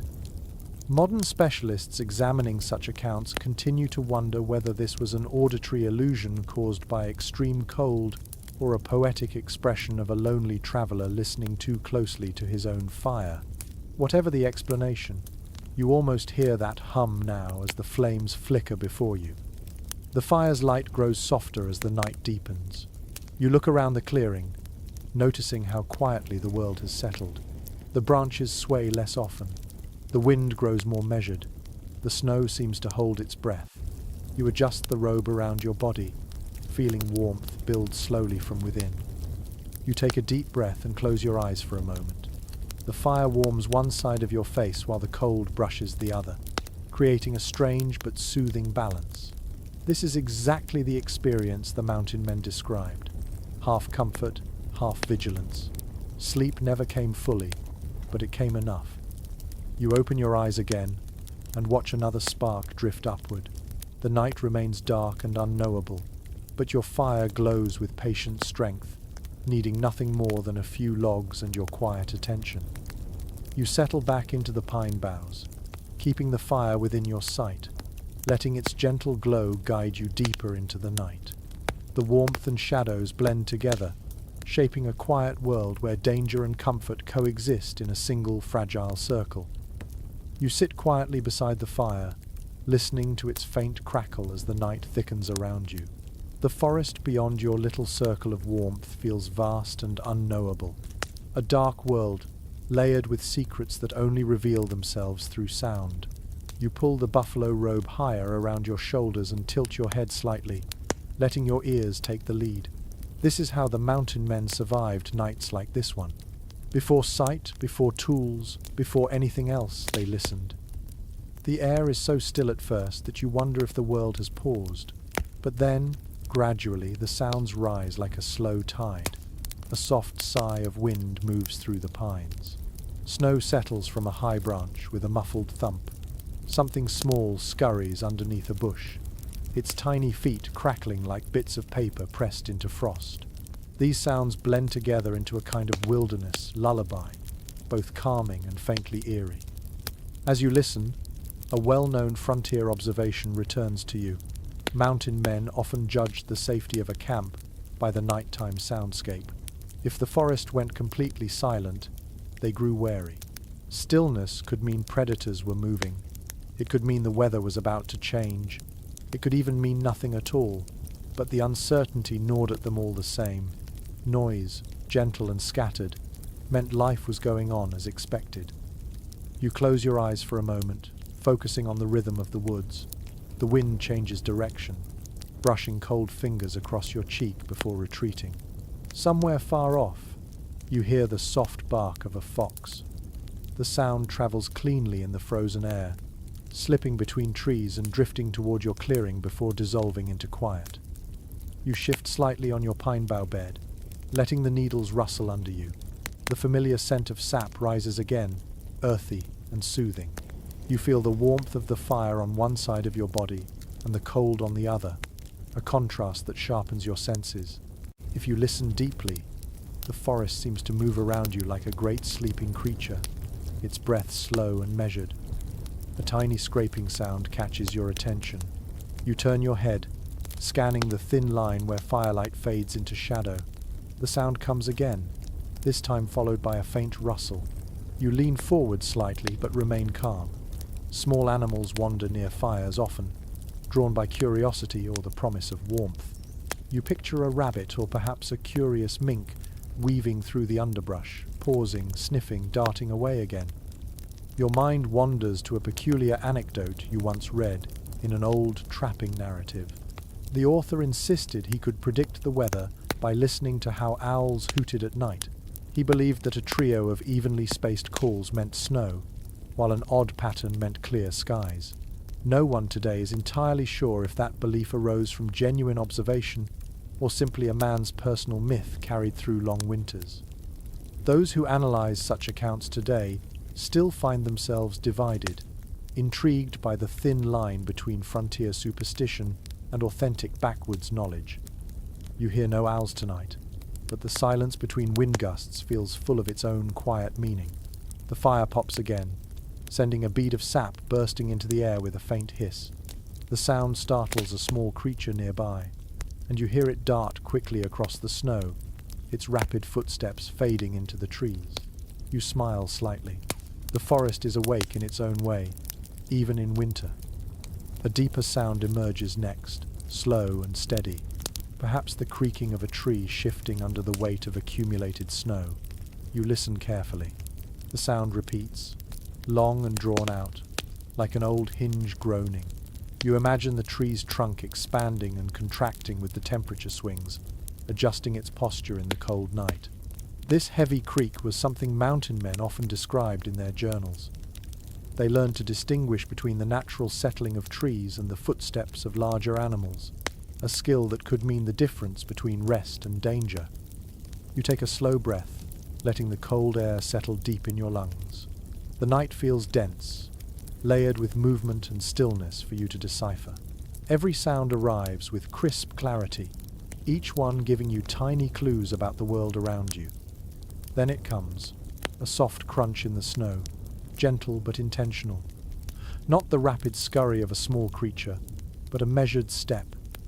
You sit a little straighter, your senses sharpening. Another crunch follows, closer this time. The rhythm feels too deliberate to be chance. You turn your head toward the trees, trying not to disturb the stillness. Your fire flares slightly as if in response, tossing a wave of warm light toward the shadows. You see nothing at first, only the vague shapes of trunks and branches. But the sound continues for a few steps, then stops. You wait. These are the moments mountain men described often, the moments when the darkness felt thick with possibility. Sometimes the night visitor was merely a deer. Sometimes it was an elk searching for a patch of open ground. And sometimes, though less often, it was a predator gliding through the snow with quiet intelligence. You stay still, allowing the darkness its secrets. Whatever moved has paused now, no longer stepping, perhaps watching. After a long stretch of silence, you hear a faint exhale, almost like a sigh. Then the steps resume, moving away this time, lighter, more relaxed. Soon the sound fades entirely, swallowed by the forest. You release a breath you did not realize you had been holding. The fire crackles softly, as though pleased with itself for sending enough light to keep danger at bay. You relax into your robe again and let the warmth settle around you. As you do, a curious bit of wilderness lore returns to your thoughts. Some trappers claimed they could hear snow falling long before it touched the ground. They insisted that certain storms announced themselves with a kind of soft whispering, a faint hiss that filled the treetops. Researchers who examined these accounts have offered different interpretations over the years, wondering whether the men were hearing subtle wind shifts or simply translating silence into imagination. The debate continues, mirroring the uncertainty of nights like this. You tilt your face upward and listen. The sky is silent for now, though the clouds shifting above you hint at a coming storm. You feel the change in the air, the subtle shift in pressure that makes your skin prickle. The quiet grows heavier, more expectant. You sit beside your fire, wrapped in your robe, surrounded by the layered voices of the forest. Some sounds soothe, some warn, some simply fill the night with presence. All of them tell the story of a wilderness that never truly sleeps. And as you settle deeper into your bedding, you feel yourself becoming part of that story, one quiet breath at a time. You ease yourself deeper into the robe, letting the fire's glow soften the edges of the night. But you know too well that warmth is never guaranteed here. A sudden storm, a wind shift, or even a few carelessly chosen steps can change everything. Your mind drifts to the idea of shelter, especially the kind mountain men built when conditions turned harsh enough to strip away every comfort. One of the cleverest shelters they improvised came not from canvas or hide, but from the very snow you see piling softly around you now. You rise from your bedding and take a few steps into the clearing. The snow beneath your boots gives with a distinct, compacted crunch. You kneel and scoop some of it into your hands, feeling its powdery texture.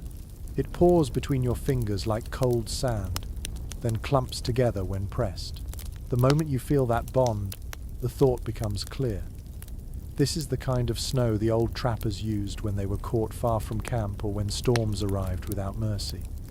A widely recognized detail in frontier lore tells us that seasoned mountain men sometimes carved emergency snow shelters during the worst blizzards. These makeshift dens, though crude compared to the structures of indigenous peoples who mastered winter living, still offered precious insulation.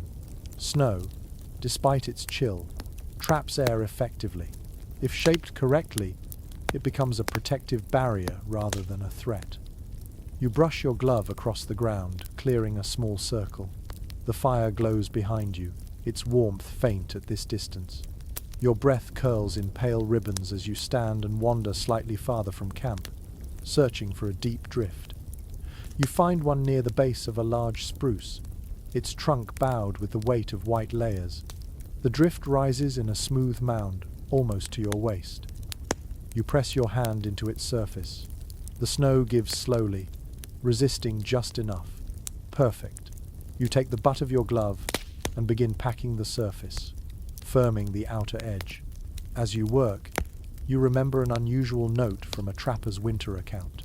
He wrote that he believed a snow den worked best if built on the north side of a tree, claiming that it trapped moonlight and made the interior glow faintly.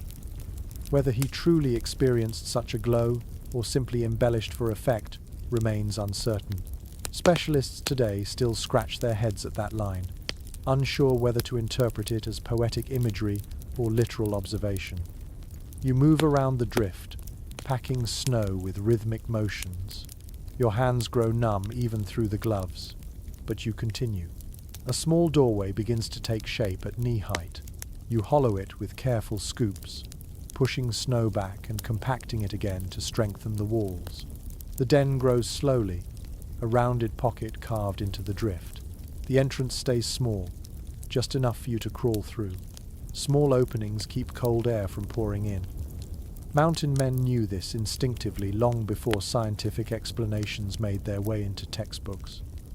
You pause and sit back on your heels, breathing through a slight chill that seeps down your spine. The den's interior is tight, barely enough room to curl up, but the moment you duck your head inside, you sense the difference. The wind fades to a faint whisper.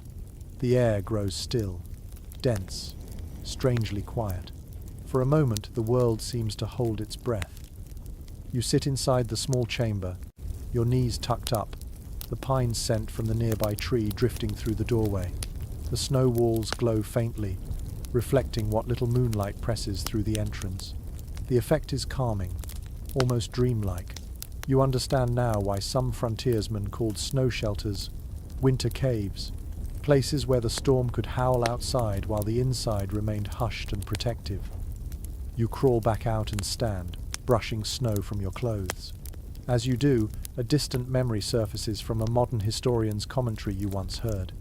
He mentioned that some researchers remain divided about how often mountain men actually used snow shelters, arguing that the physically demanding nature of carving them made them impractical except in desperate situations. Others countered that survival often required precisely that kind of desperate labor. The debate still lingers, much like the cold wind skimming the snow around your boots. You circle the shelter again, admiring its simple ingenuity. A dome of white, breath warmed inside, stormproof outside. Snow falls gently from above, collecting along the curve of the structure like delicate lace. You run your fingers across the outer surface. The snow is firmly packed, almost icy. Its solidity reassures you. Nearby, the wind picks up, carrying a cold edge sharp enough to sting your cheeks. You pull the robe tighter as you return toward the fire. The moonlight shimmers on the snow behind you, reflecting off the rounded shelter you carved. It looks small but remarkably sturdy, a quiet reminder that even in the harshest landscapes, protection can be shaped from the very thing that threatens you. You settle beside the fire again, stretching your hands toward its glow. The warmth wraps your fingers slowly, almost reluctantly. The pine boughs beneath your bedding rustle when you shift, releasing that evergreen scent that feels both soothing and ancient. You picture a mountain man in a blizzard, his beard stiff with frost, crawling into a snow shelter like the one you built, the storm screaming beyond, the world buried in white. But inside, a pocket of stillness, a heartbeat of warmth, a temporary sanctuary where the cold could not reach him. You close your eyes briefly and imagine the hush of such a place. You understand now why improvising shelters became a skill worth mastering. Out here, the difference between shelter and exposure is measured in minutes, not hours. The fire burns steadily, offering its glow. The forest hums faintly. Your snow den sits quietly in the distance, its rounded shape blending naturally with the landscape. For now, you remain in the open, listening to the night soften around you, but you carry the knowledge of that shelter like a hidden warmth in your chest. The mountains demand creativity, and tonight you've answered with a small piece of winter craft shaped from silence and snow. You sink down beside your bedding again, letting the fire warm your shins while the cold brushes your back like a slow-moving shadow. You pull the buffalo robe around you and think about another simple truth the mountain men understood deeply. Sometimes the best source of warmth wasn't fire, wasn't hides, wasn't even shelter. It was another body. The idea feels almost obvious now, but in a lonely mountain winter, it carried layers of practicality, awkwardness, and quiet acceptance. You lie back on your pine boughs and imagine the situation clearly. Two exhausted trappers, snow falling relentlessly, the fire struggling to stay alive under the weight of the wind, their hides not enough, their clothing soaked, their boots stiff as boards. In moments like these, sharing body heat was not a matter of pride, but survival. A commonly mentioned detail in frontier writings tells us that partners who trapped together often slept side by side, especially during bitter storms or after crossing freezing rivers. It wasn't an act of companionship so much as an agreement between two people. who understood that warmth spread best when bodies shared it. Heat radiates, and in the Rockies, anything that radiated warmth was precious. You pull the robe tighter around your torso, imagining the closeness of another person in this vast, cold wilderness. For the trappers, this was routine, a practice as necessary as gathering firewood. Yet many of them wrote about it with a kind of embarrassed humor, as if acknowledging that winter erased certain boundaries they were otherwise eager to maintain. You smile faintly as you recall a peculiar recollection from a fur brigade traveller who once wrote that one partner refused to share a bedroll unless he slept on the outside, claiming he didn't trust the other man's elbows.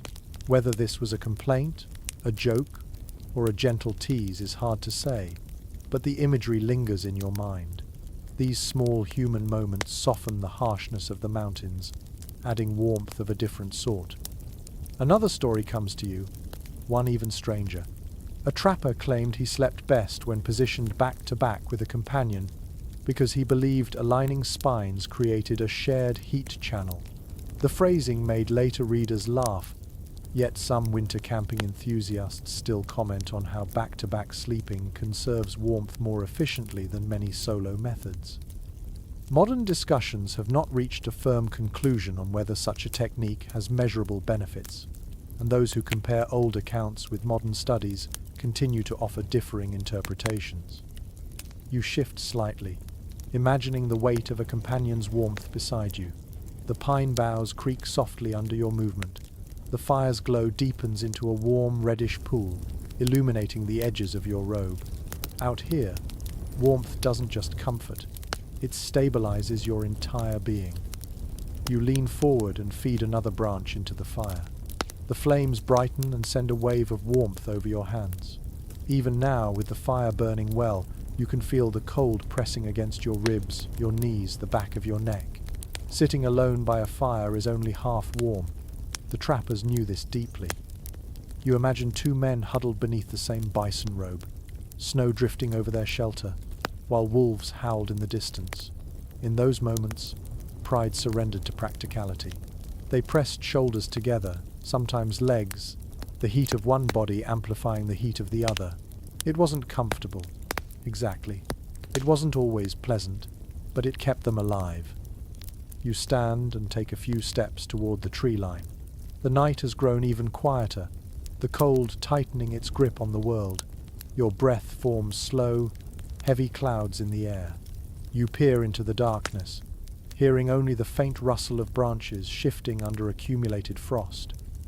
When you turn back toward the fire, something about the clearing seems more intimate, smaller, warmer than it did moments ago. The idea of shared warmth lingers gently in your mind, reminding you that solitude and survival never matched well in the Rockies. The wilderness demanded cooperation in ways few men admitted during the daylight hours. You return to your bedding and sink into the robe, pulling it around your chest. You can almost feel how the old trappers arranged their sleeping spots. They would place hides underneath for insulation, then drape another layer over both bodies. They slept close not just for heat but for efficiency, conserving resources and reducing the amount of fuel needed to get through the night. A faint breeze blows across your cheeks. The fire sways, its embers glowing in patterns that mimic breathing. The cold around you sharpens for a moment, and you understand instantly why body sharing was not just a last resort, but a well-practiced technique in the harsher seasons. You think again of the strange claim about aligned spines. The idea stays with you, its odd charm mixing with your own experience of the cold. Some frontier habits make perfect sense, only when you sit exactly where they sat, in the stillness of a frozen forest with night pressing close from every direction. You breathe deeply and feel your chest rise beneath the robe. The warmth grows around your core, but the cold tugs at your extremities. This too the trappers knew. Warmth is uneven, fickle, reluctant to spread, unless something helps draw it outward. The fire crackles again, tossing sparks into the night. The warmth touches your face in a soft pulse. You settle further into the bedding and close your eyes briefly, imagining a second body's warmth pressed near, sharing heat without a word spoken. Pure practicality, pure survival.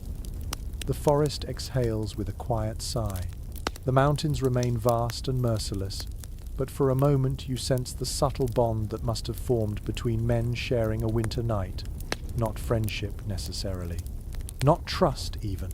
Just a mutual understanding built from cold, necessity, and the unspoken knowledge that no one survives these nights entirely alone. You open your eyes again and feel the fire's gentle warmth, the robe's softness, the pine bough's resilience beneath you. You understand something new about the old mountain men. Even the toughest among them relied on warmth that came not from the wild but from one another. In the deep silence of the Rockies, survival was a shared act. You lie beside your quiet fire for a moment longer, letting its warmth seep into your fingers, before remembering another valuable trick the mountain men relied upon when the cold grew too sharp for comfort. You sit up slowly, the buffalo robe sliding across your lap, and glance toward the ring of rocks surrounding your fire. Even now, the stones near the base glow faintly, holding the day's heat like small sleeping hearts. You move closer, brushing aside a drift of powdery snow. Warm stones were an old frontier remedy, as trusted as hides or shared heat, and tonight you want to understand how they used this simple gift from the earth itself. You reach toward a smooth stone near the fire's edge. Even through your glove, you can feel its warmth radiating softly. The heat doesn't burn, but it lingers, steady and patient. You turn the stone with your fingertips, exposing the side that has been closest to the flames. It glows a mild reddish tone, almost as if it remembers the fire more fondly than the wood does. A frequently mentioned practical insight from early winter travelers comes to mind. Many trappers heated stones before bedtime and slid them beneath their bedding or tucked them near their feet. The stones released gentle warmth throughout the night, buying precious hours of sleep before the cold reclaimed the world again. They used what the land gave them, finding in rock a kind of quiet resilience that matched their own. You lift the stone carefully and set it aside to cool slightly. Another stone catches your attention, this one flatter and smoother. You touch it lightly, testing its temperature. It is warm enough to comfort, but not so hot that it could scorch a hide. Perfect. You pull it out with your gloved hands and place it on a patch of snow. Steam rises in soft curls, twisting dreamily into the night air. The warmth dissolves some of the icy crust around it, releasing the scent of cold earth beneath. As you work, a curious little recollection surfaces, something you read long ago in a frontier reminiscence. One trapper claimed he believed stones from riverbeds held better heat than stones from dry ground, insisting they were water soaked with the sun. Whether this was a poetic exaggeration or a misunderstood observation remains a mystery. People who study frontier practices still discuss whether river stones truly differed, or if the man simply developed a personal preference born from habit. You gather several stones now, choosing them for size and shape. Some are round and heavy, others flat and broad. The fire flickers behind you, lighting the snow in warm gold and deep blue. You touch the stones one by one, feeling their varying degrees of heat. The warmer ones go onto a small patch of pine needles beside you. The cooler ones get nudged closer to the fire to absorb more warmth. You take a moment to admire the process. Heating stones seems almost too simple, yet it worked brilliantly. You imagine a mountain man settling into his bedding after a long day of trekking through hidden ravines and frozen streams. He would slip one warm stone beneath his lower back, another by his feet, maybe one tucked inside a fold of his robe. These pockets of warmth could keep frostbite at bay, especially during the darkest hours when the temperature dropped sharply. You kneel and check another stone. Its surface crackles faintly as the heat within it meets the freezing air. You turn it over, feeling the contrast between the warm underside and the cooling top. The fire pops again behind you, sending a scatter of sparks skyward. The winter wind moves softly through the trees, stirring the scent of cold pine and smoke. You lift the stones one by one and place them strategically around your bedding. Two go beneath the pine boughs, near where your hips and lower back will rest. Another sits near the foot of the bed, ready to radiate heat through the robe. A fourth rests under your blanket's edge, waiting to warm your hands when the cold creeps in during the early hours. You pause then, considering the arrangement. It feels almost ritualistic, as if each stone must find its perfect place. The mountain men learned this through trial and error, adjusting their stones like a musician tuning an instrument. They knew that a poorly placed rock might roll away or cool too quickly, while a well-placed one could make the difference between shivering all night and sleeping soundly until dawn. As you settle into your robe and test the warmth from the first stone beneath you, you recall a scholarly discussion you once overheard about how effective these heated stones really were. Some researchers argued that their warming effect lasted only a brief period, barely long enough to matter. Others countered that in sub-zero conditions, even a short burst of warmth could ease a traveler into deep sleep, conserving precious energy. The debate remains unresolved, mirroring much of the uncertainty that surrounds frontier techniques. But feeling the warmth blooming beneath you now, you understand that usefulness often depends on circumstance rather than theory. You stretch your legs slowly, letting the hidden stones share their heat. The pine boughs respond softly, bending under your weight with a quiet, fragrant rustle. The fire's glow reaches you from the side, painting the world in amber glimmers and deep shadows.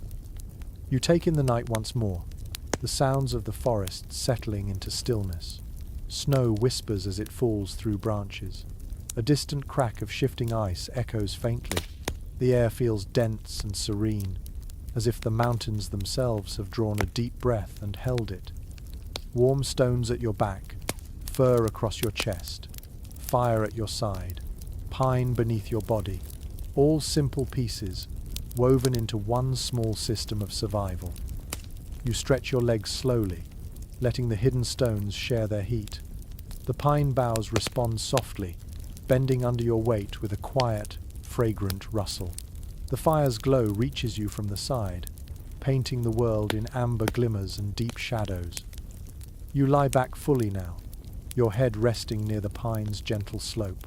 The warmth from the stones spreads through your muscles, guiding tension away from your spine. You breathe slowly, deeply, letting the heat seep into places that the cold had stiffened.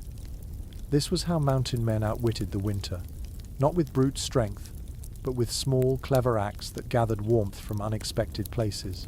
You feel the stones beneath you working their quiet magic, and slowly, the cold withdraws. You shift slightly on your warmed bedding, feeling the stones radiate their slow, calming heat, and your thoughts drift toward another kind of simple shelter the mountain men often built when they lacked time, energy, or perfect conditions. You rise slowly, brushing pine needles from your robe, and scan the clearing for long, straight branches. The moonlight spills through the treetops, revealing fallen limbs scattered like forgotten tools across the snow. A lean-to made from hides and poles was one of the most common shelters on the frontier, quick to assemble and surprisingly effective when the wind turned harsh. You step toward a cluster of downed branches and test each one by lifting it slightly. Some crumble from rot, others are far too thick. You choose a handful of strong, flexible poles about the length of your outstretched arm. Their surfaces are cold and rough beneath your gloves, the bark gripping your fingertips like old, weathered skin. With your arms full, you carry them back toward the fire, your breath curling into the air like pale ribbons. A widely recognized detail from accounts of frontier travel comes to mind. Trappers often built lean-tos by anchoring poles against a tree trunk and draping a buffalo hide or canvas over them, creating a slanted wall that shielded them from the wind. It wasn't a full shelter, not even close, but in a world where storms appeared without warning, a slanted hide could mean the difference between discomfort and danger. You plant one end of a sturdy pole into the snow and rest its other end against a thick pine trunk. The angle looks right, steep enough to shed snow, but wide enough to crawl under. You press the pole down with your weight to anchor it more securely. The fire crackles softly behind you, sending shadows dancing across your simple frame. You set a second pole beside the first, then a third, creating a rib-like structure leaning against the tree. As you work, a strange memory surfaces from an old trapping diary. The writer insisted that the best lean-tos were made using poles cut from trees struck by windstorms because, according to him, those branches already knew how to lean. Whether he meant this metaphorically or literally is unclear. Some enthusiasts of frontier lore still puzzle over what he intended, chuckling at the idea of branches holding secret knowledge of posture. You drape your imagined hide across the poles, pulling it tightly so it forms a taut, protective wall. The hide thumps lightly against the wood as you adjust it, the fur brushing your gloves with soft, muffled strokes. Snow shakes loose from the tree above, sprinkling your shoulders as though the forest approves of your handiwork. The lean-to takes shape quickly. Its slanted surface blocks the prevailing wind, casting a pocket of calm beneath it. You duck inside and kneel on the snow. Immediately, the air feels different. The world outside continues breathing its cold breath. But here, within your small shelter, the wind's voice fades. You can hear it outside, low and steady, but inside it becomes a distant murmur. You sit back on your heels and run your hand along the hide. Its surface feels warm compared to the frigid air. You imagine two trappers sitting under a similar structure, their boots steaming faintly, their breath fogging the air as they waited for the storm to break. A lean-to didn't solve every problem, but it made the night more bearable, especially when paired with a fire reflecting heat inward. You step back out and study your shelter from a short distance. The fire's glow illuminates the hide, turning it into a warm amber shape against the snowy dark. The slanted wall reflects heat downward, creating a small basin of warmth beneath it. The pine boughs beneath your bedding cushion the ground, the heated stones maintain their steady warmth, and now the lean-to holds back the wind. Each piece works together, a quiet harmony shaped from cold, wood, fire, and instinct. You return to the interior and sit again beneath the slanted hide. A drop of melting snow drips from the edge and lands near your knee with a soft tap. The scent of pine fills the air, mixed with the faint musk of the hide and the smoky breath of the fire nearby. You breathe in deeply, letting the scents anchor you to the moment. Another curious idea floats into your mind, something mentioned in a lesser-known memoir. The author wrote that some men kept small charms or tokens inside their lean-tos, believing the objects invited good dreams or safer sleep. Whether this tradition came from personal superstition or was influenced by interactions with indigenous neighbours is still a matter of discussion among those who study the period. Unfortunately, the author gave so little explanation that the meaning remains a small historical puzzle. You shift your posture again and feel the warmth drifting from the fire, captured gently by the hide and directed toward you. The lean-to creates a kind of quiet pocket, a hollow of comfort carved from nothing but branches and hide. You notice how the flame's reflections ripple across the fur, creating a soft, flickering dance. The mountains remain cold, the night remains deep, but inside your small shelter, you feel a kind of security that didn't exist just moments ago. You tighten the robe around your shoulders, letting the heat soak into your chest.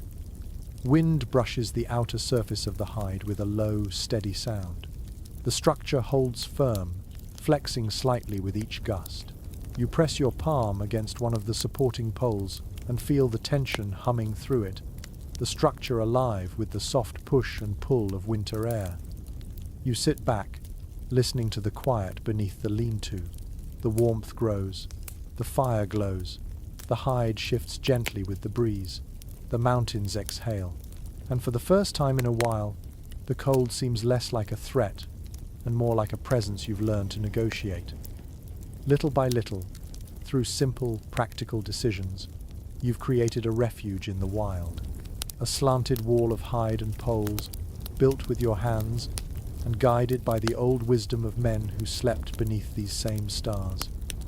And now, with the shelter at your back and the fire before you, you feel night settling in with a gentler touch.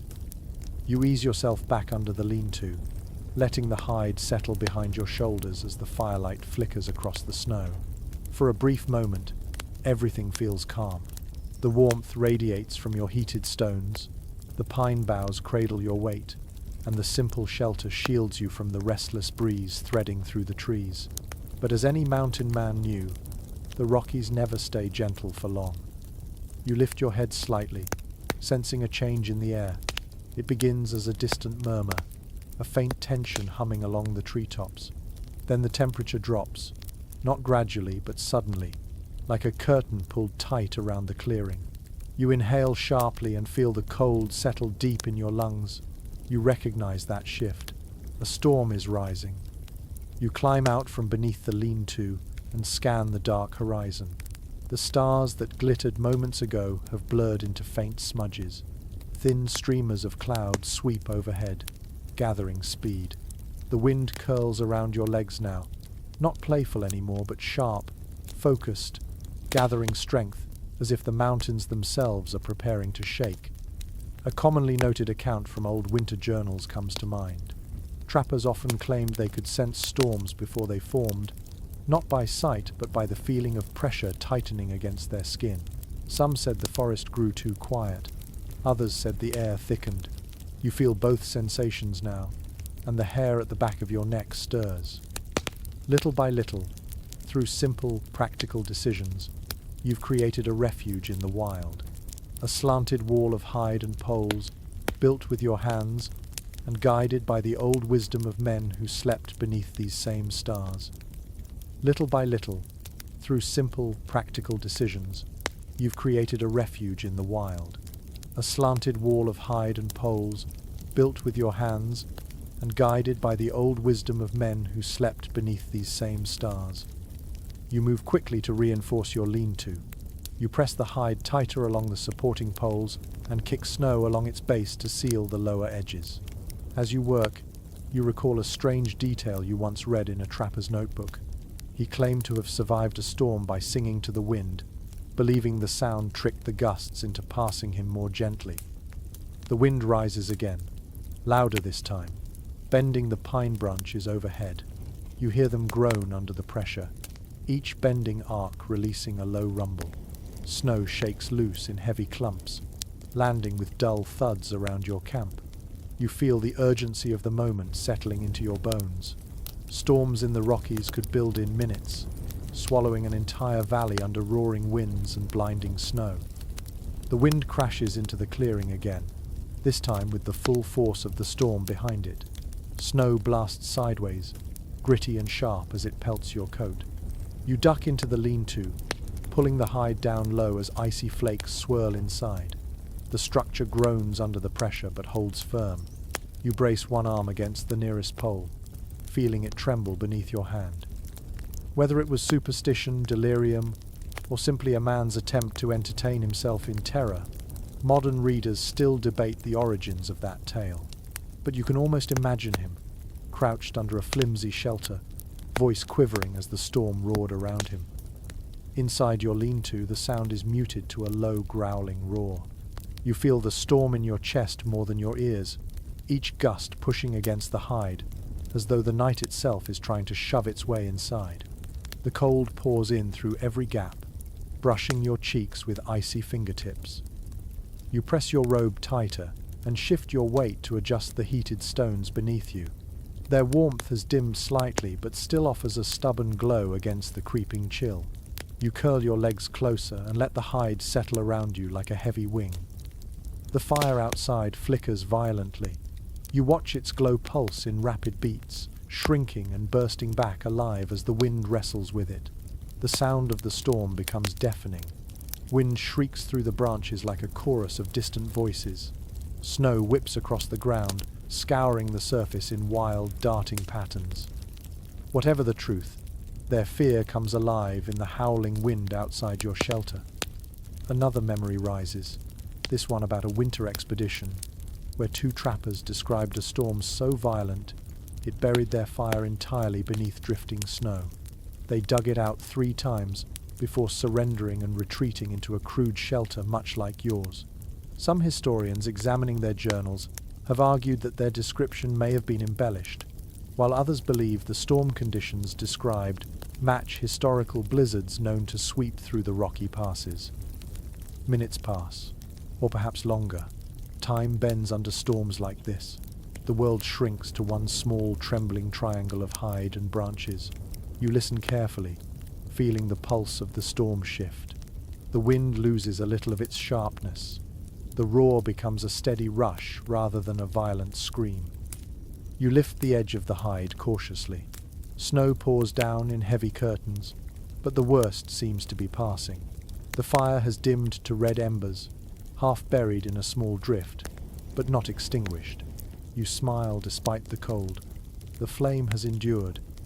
You crawl out from the lean-to, brushing snow from your sleeves. The storm still swirls, but its rage has softened into something manageable. The air feels crisp, almost brittle, and you know the temperature has dropped even more. The clearing glows faintly under the storm-muted moonlight. Your shelter stands firm, draped in snow like a natural part of the forest. You kneel beside the embers and coax them back to life with a small handful of twigs. The glow brightens, casting long shadows across the clearing once more. You pull the robe around yourself and breathe deeply. The storm has passed its peak, leaving behind a world quieter, heavier, blanketed in fresh white. And you, like the mountain men before you, have endured it. You rise slowly from beneath the lean-to, brushing clumps of snow from your sleeves as the storm's remnants swirl in lazy spirals across the clearing. The wind has eased into a soft hiss, and the fire glows once more with a modest, determined light. Your breath drifts upward in slow clouds as you step beyond the shelter to stretch your legs. The world looks reshaped, smoothed by a fresh blanket of snow that glistens under the muted sky. You listen for a moment, letting the quiet settle into your ears after the wild rush of the storm. As you breathe deeply, another thought surfaces, one rooted in the ways mountain men learned to pick safe campsites almost without thinking. You walk toward the tree line, your boots sinking into soft snow with gentle crunches. Animal tracks appear here and there, scattered like notes in some forgotten winter melody. Elk prints, larger and deeper. Rabbit prints, light and frantic. Tiny mouse trails zigzagging like hurried scribbles. The patterns feel strangely reassuring. A widely acknowledged insight from frontier writings comes to mind. Seasoned trappers often trusted animal trails when choosing places to sleep. They believed that animals avoided areas prone to sudden danger, such as avalanche slopes or low pockets where cold air pooled mercilessly. If elk or deer regularly passed through a location, it was usually safe enough for a temporary camp. You step beside a fresh set of narrow hoofprints now, noticing how they weave through the trees and avoid certain dips in the terrain. You follow the tracks for a short distance, moving quietly through the newly fallen snow. The forest feels calmer now, and the air holds a crisp clarity that sharpens your senses. Snow-laden branches bend gracefully, forming archways under which you duck. The quiet is so complete that your footfalls feel almost intrusive. As you wander, an unusual recollection surfaces from a trapper's recollections you once read. The man insisted that certain animals, especially elk, could predict shifts in weather more accurately than any human.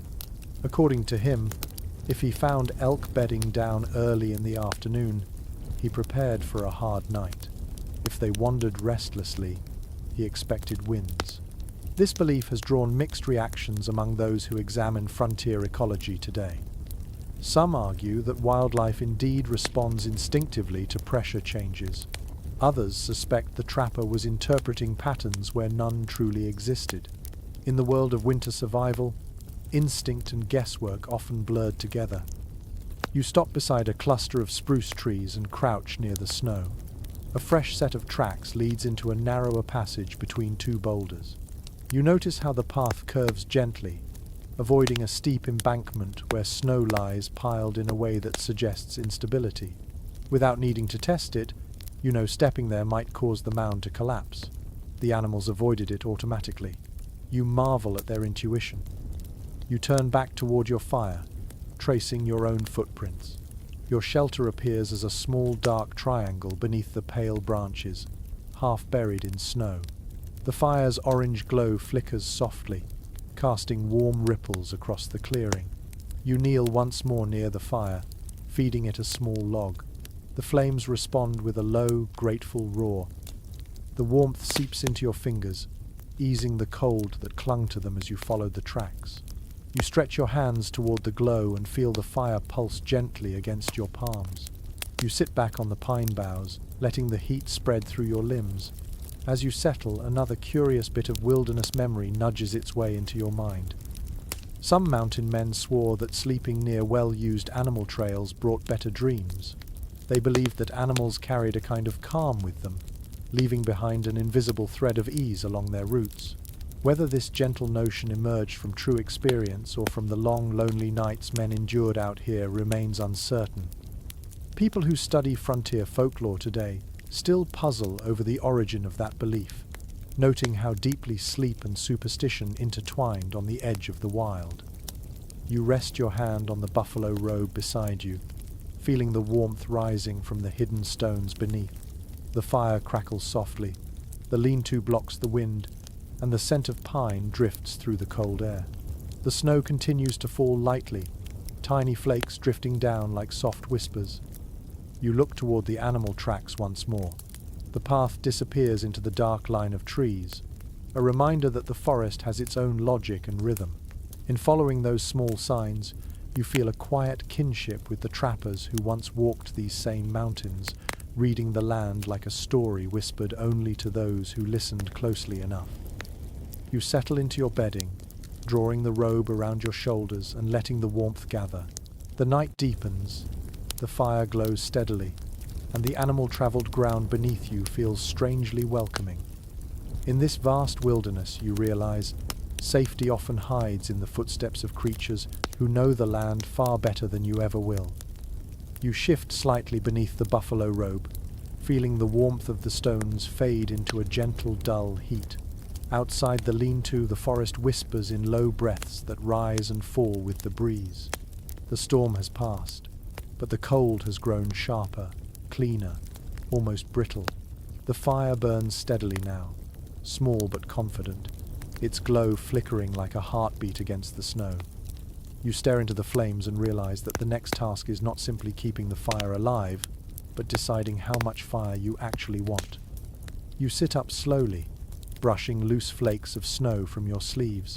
In your mind, you replay countless stories you've absorbed about trappers and the delicate dance they performed with their campfires. Too much flame, and you became a beacon in the night. Too little, and the cold gnawed at your bones until shivering overtook sleep. The old mountain men walked a thin line between warmth and discretion, and tonight you feel that same line tighten beneath your fingertips. You lean toward the fire and add a single thin branch. The flames rise, but not too high. The crackle is soft, gentle. You sit back and draw the robe close around your chest.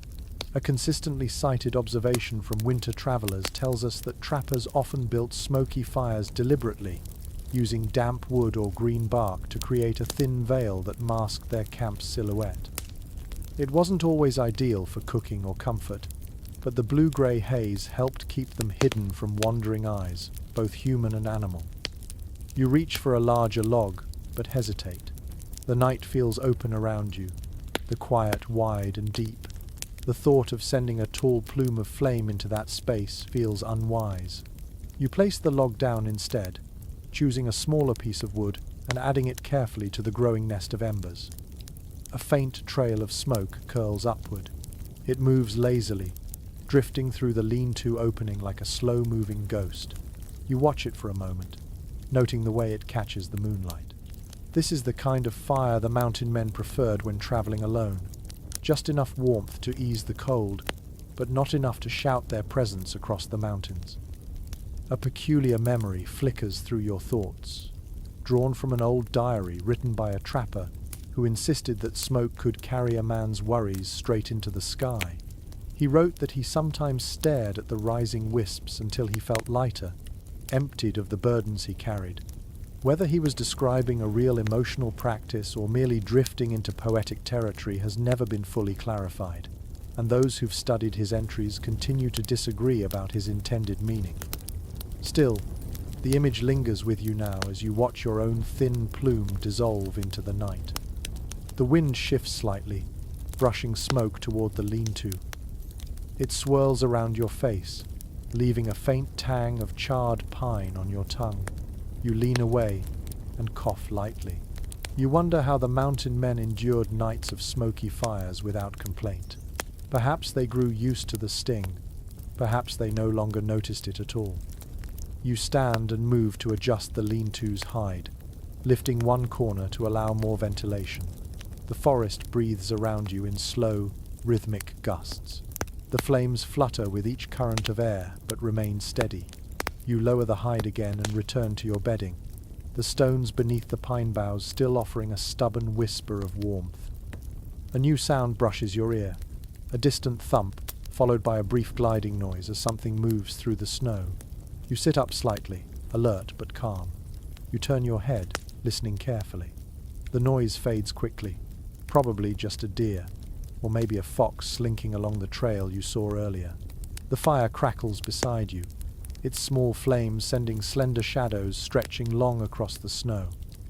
Your thoughts drift to another winter tale you once encountered, one describing a trapper who preferred to smother his fire entirely after nightfall, choosing darkness over visibility. He claimed he slept warmer without the shifting light, arguing that the psychology of flame distracted him instead of helping. However, others who commented on his unusually dark preferences were uncertain whether he was testing a personal theory or simply tired of tending fires. His practice sparked debate among later readers, with some seeing logic in his method, while others doubted its practicality. You imagine him now, bundled tight in furs, trusting only his own breath to warm him through long winter nights. You tuck your hands beneath the robe and flex your fingers to restore circulation. The firelight plays across your knuckles. Even now, with the storm past and the woods quiet, you sense how important it is to judge the fire's size correctly. Too little warmth, and sleep slides away from you. Too much, and the cold night watches your clearing more closely. You lean forward again, and gently rake the embers, exposing a new line of glowing coals. The heat pulses outward in soft waves. You build a small ring of thin twigs around it, stacking them lightly to strengthen the glow without attracting too much attention. The fire responds, brightening subtly, warming the air around your knees. You sit back and breathe slowly. Smoke drifts upward once more, twisting gracefully as it rises. The gentle shapes soothe you, reminding you of how the mountain men cultivated a relationship with their fires. They did not simply light them and walk away. They tended them, considered them, measured them. Fire, in those times, was not an accessory but a partner. The wind softens, brushing the trees in tender strokes rather than sharp gusts. The forest seems to settle again, the hush returning like a blanket drawn over everything.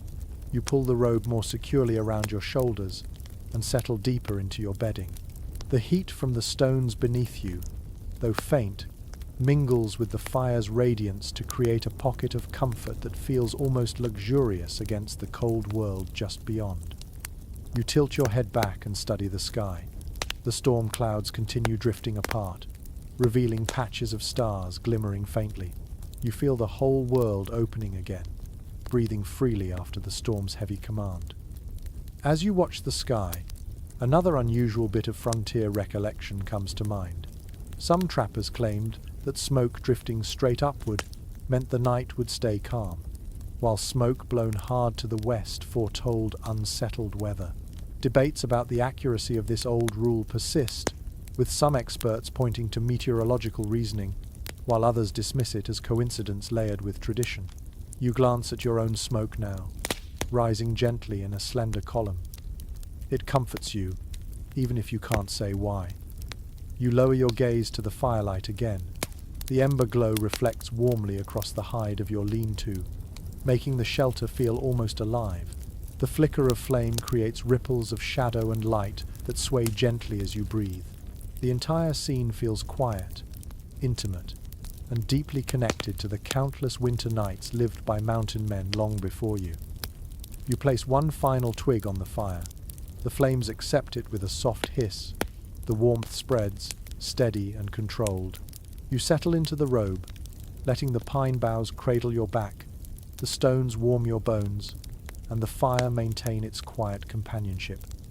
In this hush, you understand the trappers' careful decisions about their smoky fires, the balance they walked, the judgment they learned through cold trial and long habit. Here beneath the shifting stars, surrounded by snow and silence, the fire feels like a small miracle. Not too bright, not too faint, just enough to keep you warm while the night drifts deeper around you. You sink deeper into the pine boughs, letting the buffalo robe gather around your shoulders as the fire dwindles into a soft, pulsing glow. The night has grown quieter, colder, heavier. A stillness settles over the clearing, the kind that presses gently against your ears until even your own breaths seem louder than they should. You glance upward, noticing how the stars sharpen as the last scraps of cloud drift away. The air feels thin, brittle, as if a single loud sound might shatter it. You know this hour. Mountain men knew it too.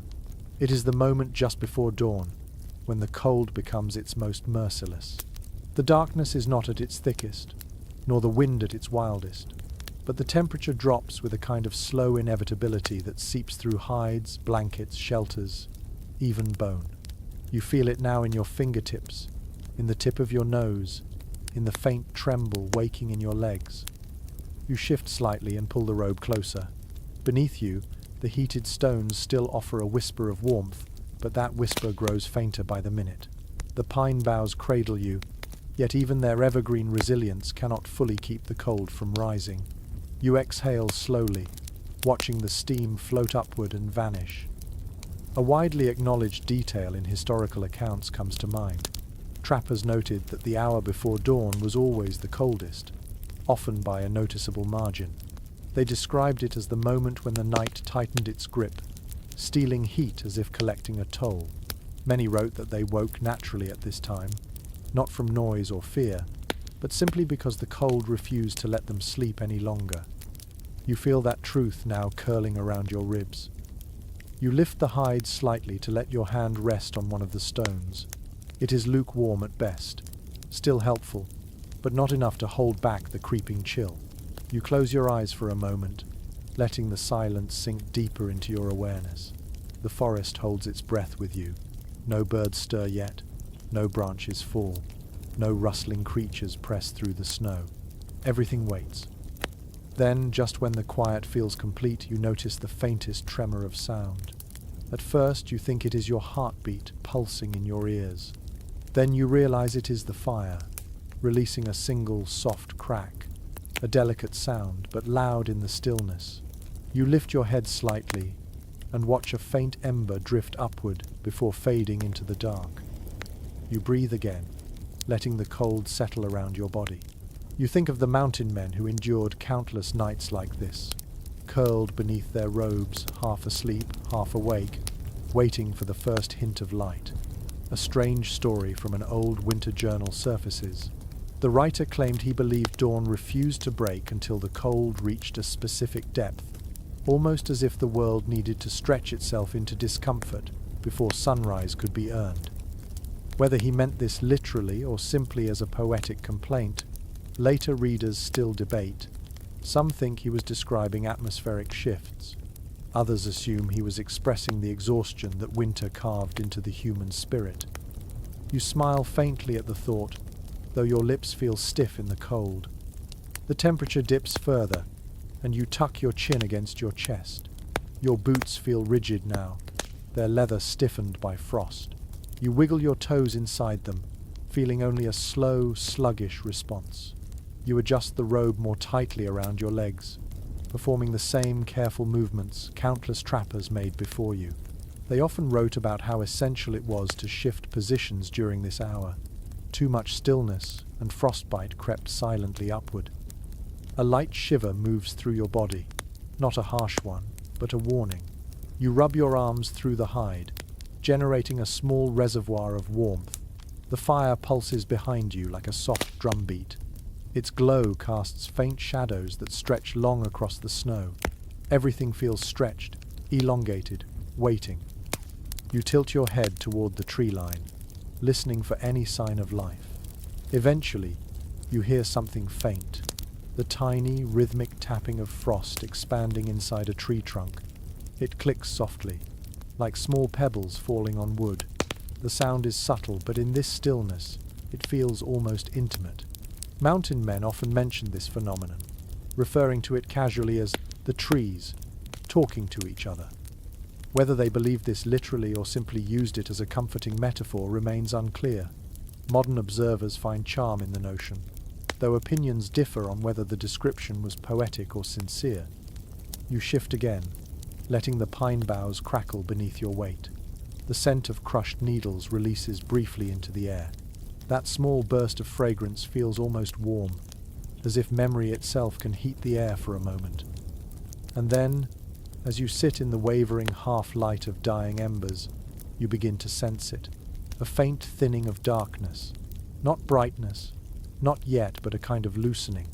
The sky above the treetops feels less like an abyss and more like a deep, muted blue. It is the earliest stage of dawn, the moment when night finally begins to relent. You breathe out slowly, letting the cold exit your lungs in a visible stream. This is the turning point, the moment the mountain men cherished even as they dreaded the climb into consciousness. When the first hints of light stirred, they knew they had outlasted another winter night. Every morning was a small victory. You lean closer to the fire and gently stir the embers. A curl of smoke rises lazily. You add a thin stick and watch the glow brighten. Dawn is not here yet, but it is close enough that the cold feels less like a threat and more like a final test. The fire warms your hands. The robe warms your shoulders. The sky warms your heart in the smallest possible way. And slowly, the coldest hour begins to loosen its grip. You sit very still beside the faintly glowing fire, feeling the slow retreat of the cold as dawn inches closer but not quite fast enough for comfort. Your breath drifts upward in pale ribbons, fading into the blue-tinged darkness. The pine boughs beneath you creak softly as you shift your weight. The buffalo robe hugs your shoulders, but despite its thickness, the cold keeps sneaking in through small openings, brushing your skin with delicate, icy fingertips. Your stomach tightens unexpectedly, a hollow twist that reminds you of another truth the mountain men faced every winter night: hunger. You place a hand across your midsection, feeling the emptiness beneath the layers. Eating properly made the difference between a tolerable night and a dangerous one.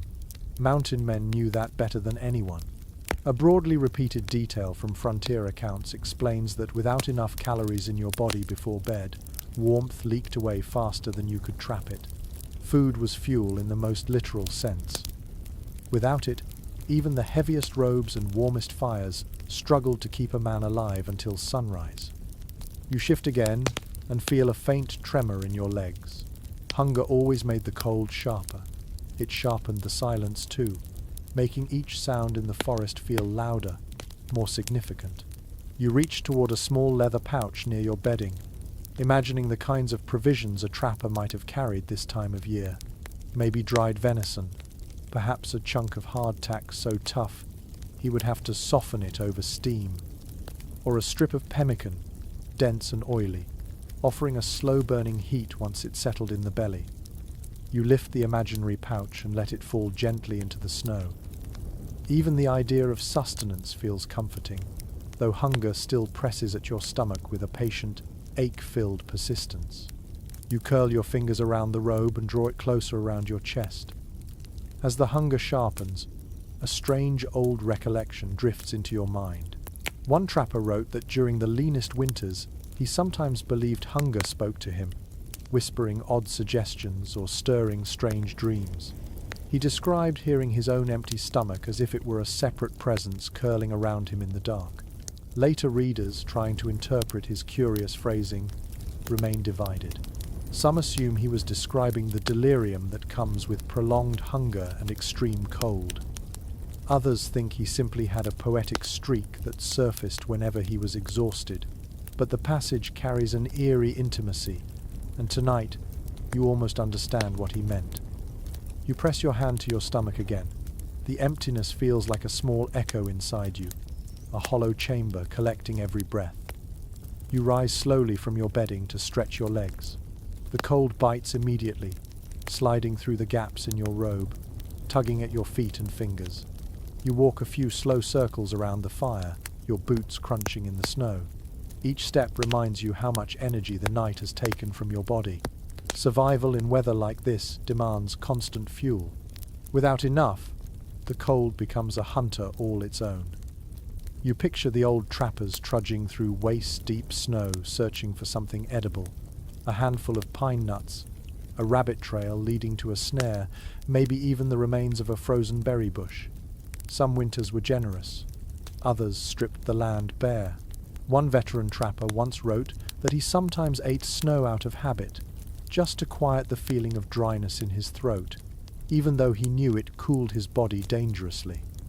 Modern readers still discuss whether this detail was literal or exaggerated, because melting snow in the body lowers core temperature quickly.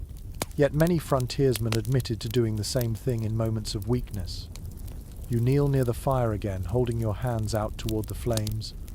The warmth rises gradually, like a slow tide. You close your eyes, hearing your stomach tighten once more with a quiet, stubborn growl. Hunger changes the way the night feels. It turns the cold from an inconvenience into a predator, creeping through the edges of your layers, testing your resilience.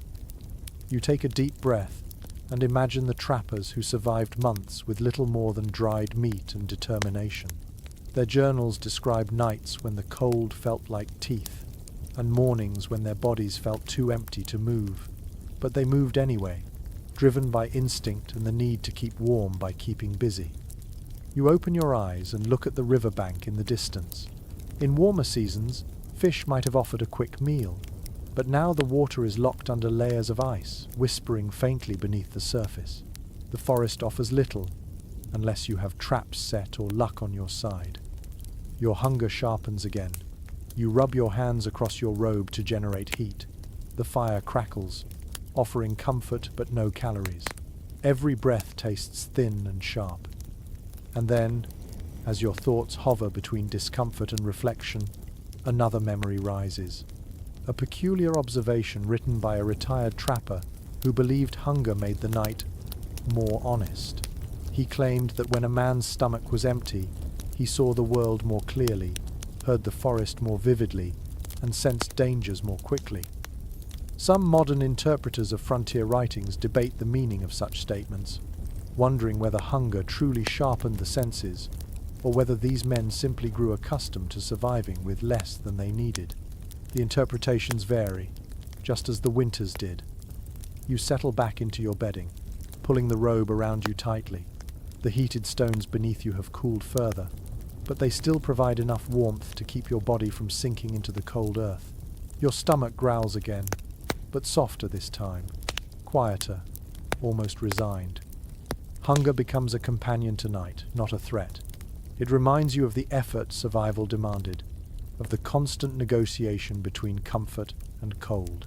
The mountain men faced nights exactly like this one, their bodies thin from long days, their spirits tested by the low whisper of an empty belly. You breathe slowly, letting the cold air fill your lungs. The fire glows softly beside you. The lean-to holds firm against the wind.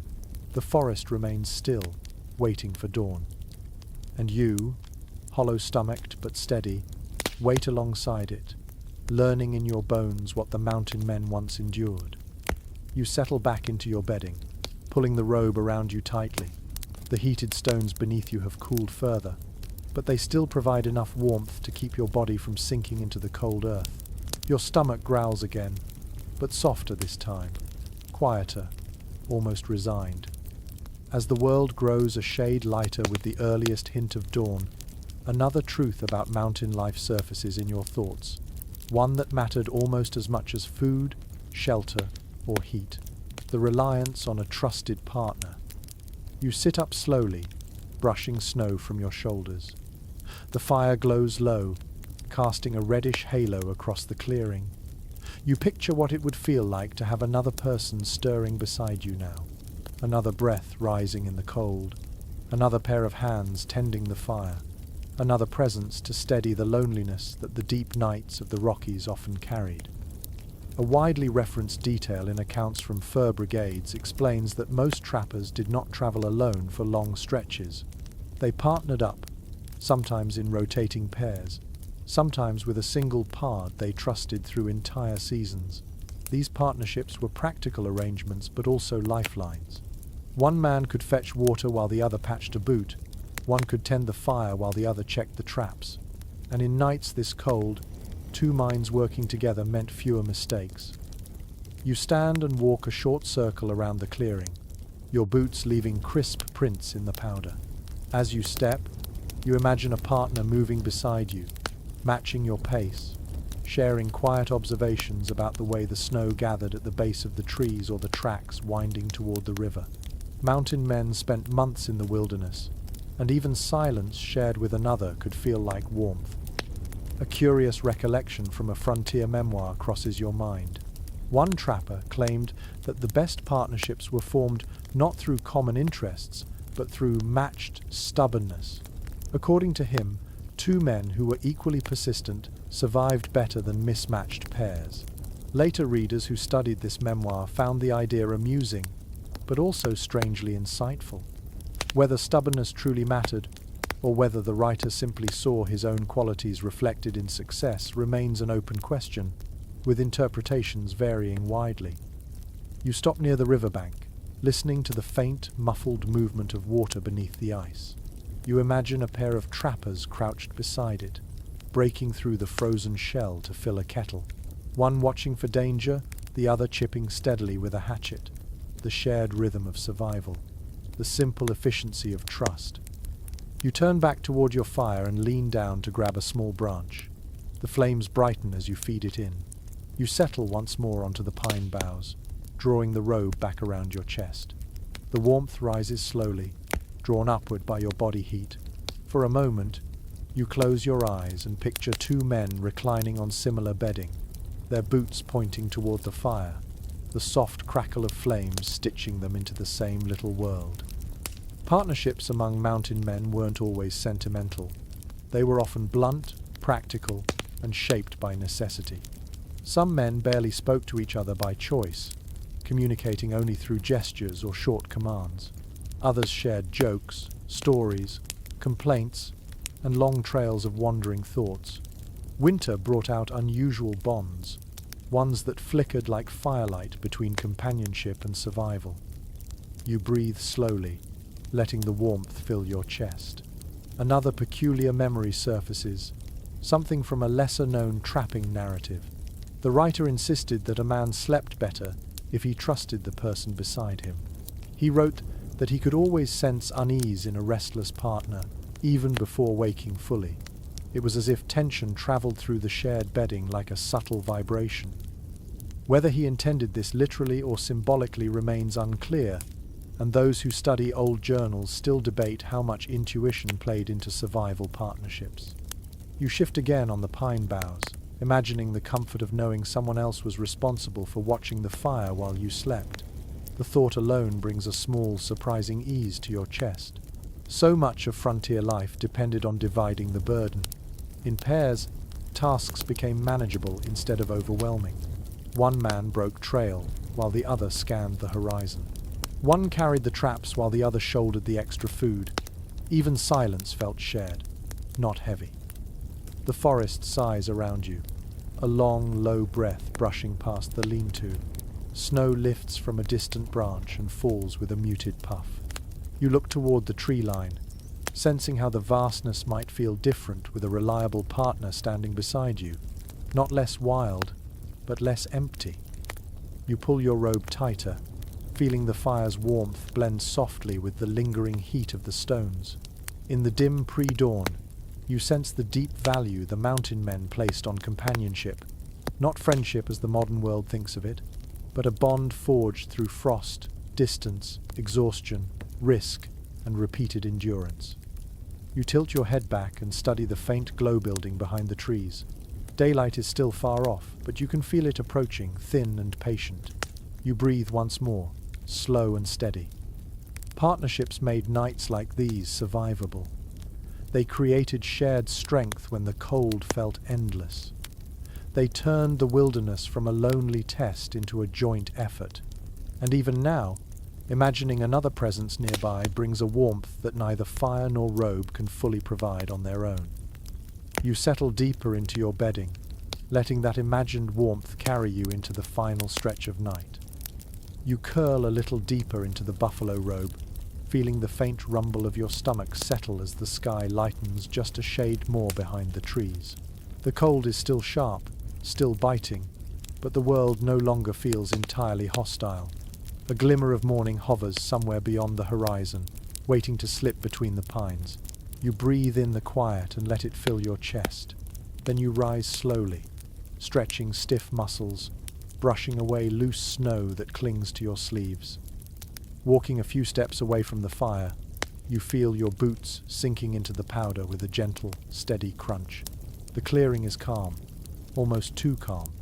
You look around and imagine the mountain men in this same moment centuries ago, drifting between exhaustion and determination. They didn't always sleep through the whole night. Sometimes they couldn't afford to. A regularly cited observation from frontier accounts explains that mountain men often took tiny rests during long treks rather than full nights of sleep. These short pauses, barely more than brief collapses, allowed them to catch just enough warmth and breath to continue moving. Traversing the Rockies meant long distances between safe camps. If storms closed in or trails disappeared under new snow, men settled wherever they could, even if it meant lying down for only 10 minutes. You picture such a moment clearly now. A weary trapper dropping to one knee beside a frozen trail, pulling his coat tighter and curling himself into a small knot against the wind. No fire, no hides. Just the desperate need to shut his eyes and let his breathing even out for a few stolen minutes. You feel the memory settle into your bones as you stand in the cold. As you walk to the edge of the forest, brushing aside a low branch, you recall an unusual practice mentioned in a forgotten winter journal. The writer insisted that these roadside rests worked best if he placed his hands beneath his armpits and pressed his elbows tight to his ribs, a posture he believed helped him drift into a half-sleep faster. Whether this odd technique was based on instinct or pure imagination remains unclear. Those who've studied the journal still offer differing interpretations, each amused by the specificity of the habit. You smile faintly as you imagine him trying to sleep upright, swaying slightly like a tired bird on a branch. As you continue across the clearing, a soft wind brushes past your cheek. The cold feels thinner now, diluted by the promise of sunrise. You step toward a fallen log half buried under fresh snow. Its surface forms a narrow bench. You sit carefully, brushing away loose flakes, and take a slow breath. You can almost feel the exhaustion that winter travelers carried. After trudging through miles of deep drifts, a simple pause against a log could feel like a momentary refuge. Some men described drifting into a strange, hovering state between waking and sleeping, where sounds grew distant but their bodies remained tense against the cold. These moments weren't restful, exactly, but they granted enough clarity to push forward. The forest around you murmurs lightly, branches shifting under the last touches of night wind. You adjust your position on the log and close your eyes briefly, mimicking one of those mid-journey rests. Your eyelids grow heavy in an instant. Fatigue feels like a quiet tide rising through your limbs, nudging you towards softness. You understand how easily a man could slip into sleep on the trail. Too easily, perhaps. You open your eyes again with a sharp inhale, the cold snapping you back to focus. Mountain men had to walk a careful line, rest too long, and the cold stole warmth from their bodies faster than they regained it. Sleep too deeply, and they risk slipping into dangerous stillness. These half-dreaming breaks were calculated short, disciplined, and always followed by motion. A distant rustle in the forest brings your attention back to the present, perhaps a deer wandering through its morning routine. perhaps the shifting of a branch from last night's storm. You listen carefully, then turn your gaze upward. The sky has lightened another shade. The stars fade slightly, their edges softening. Another memory surfaces, pulled from the writings of a solitary winter explorer. He claimed that during difficult stretches, he could fall asleep standing upright, one hand resting on his rifle. He described waking with a sudden jolt, unsure whether seconds or minutes had passed. Scholars reading his accounts have long debated whether such claims were literal or metaphorical. Some consider it a symptom of extreme fatigue. Others see it as a figure of speech to illustrate exhaustion. Either way, the image lingers. You stand from the fallen log and walk back toward your lean-to. The fire greets you with a faint hiss as a new gust of wind crosses the clearing. You kneel beside it and turn a few of the leftover embers, coaxing the glow into a brighter flicker. You place a small piece of wood atop them, watching the gentle flames slowly gather strength. Moving again feels good. The cold in your bones shifts, cracks, and makes room for warmth. You settle back onto your pine boughs, pulling the robe over your legs. The world is still dim, but the edges of dawn creep closer. You breathe out slowly, letting your body relax into the fire's gentle rhythm. You imagine a mountain man doing the same, sighing through fatigue, conserving strength, grateful for every tiny warmth that pushed him through the day. You sit quietly, reflecting on the nature of these mid-journey rests. They were never luxurious, never long, never secure, but they were essential. They taught the trappers to listen to their own limits, to use every ounce of energy wisely, and to accept that survival often hinged on small decisions made in moments of weakness. You draw the robe closer, feeling the fire's soft heat move across your face. The night is almost gone, and the day waits patiently beyond the trees. And you, having rested just enough to feel the strength return to your limbs, prepare yourself to face whatever the mountains ask of you next. You shift your weight on the pine boughs, feeling the faint stiffness in your muscles as the sky brightens by a shade you can almost feel rather than see. The fire beside you sighs gently, reduced to a quiet bed of embers that pulse like a slow heartbeat. The cold still clings to the edges of everything, but dawn is close enough now that you can sense the world preparing to wake. You stand slowly, drawing the buffalo robe around your shoulders. As you move toward the tree line, you think of something else that shaped the mountain men's nights and sleep more than many realize: the influence of the indigenous peoples whose lands they crossed. The trappers learned more from native communities than most accounts ever fully acknowledge, especially when it came to surviving winter. Sleeping warm in these mountains required knowledge that had existed long before the fur trade, refined across generations. You step between two spruces and notice how the wind softens under their branches. The ground here is less disturbed, and the snow lies smooth, sculpted by the night. You pull the robe tighter, imagining the teachings that flowed between cultures in the early frontier days. Indigenous guidance often arrived, not as formal lessons but as quiet observations passed along in conversation, gesture, or simple example. A frequently mentioned point in frontier history is that mountain men borrowed many sleeping techniques from indigenous groups, especially regarding positioning. They learned to orient their bedding so their backs faced prevailing winds, their heads tilted slightly uphill to prevent cold air from sliding into their lungs as they slept. You mimic this posture now, turning your body to imagine where you'd lie if this were the only shelter you had. Even this subtle shift feels warmer. As you pace a few steps, a curious detail resurfaces from an account you once read. A trapper described his surprise upon seeing a native elder warming stones not by the fire, but by burying them in the snow near the flames first. The man claimed this softened the heat, making the stones safer to handle and longer lasting. Later readers have offered differing interpretations of this description, unsure whether the method was widely used or simply misremembered by the writer. But the image lingers in your mind, adding another layer to the quiet knowledge that shaped survival here. You walk deeper into the trees, where the wind is almost non-existent. You crouch beside a cluster of small saplings, examining how their branches catch drifting snow in smooth layers. You imagine learning from someone who had lived on this land since birth, someone who knew how to read the snow the way others read written words. Indigenous communities understood the behavior of winter storms intimately. They knew how to choose natural depressions for shelter, how to use tree wells as sleeping spaces, and how to create warmth from what looked like nothing. You touch the trunk of a broad spruce, feeling the cool roughness beneath your glove. A faint scent of sap rises, grounding you in the moment.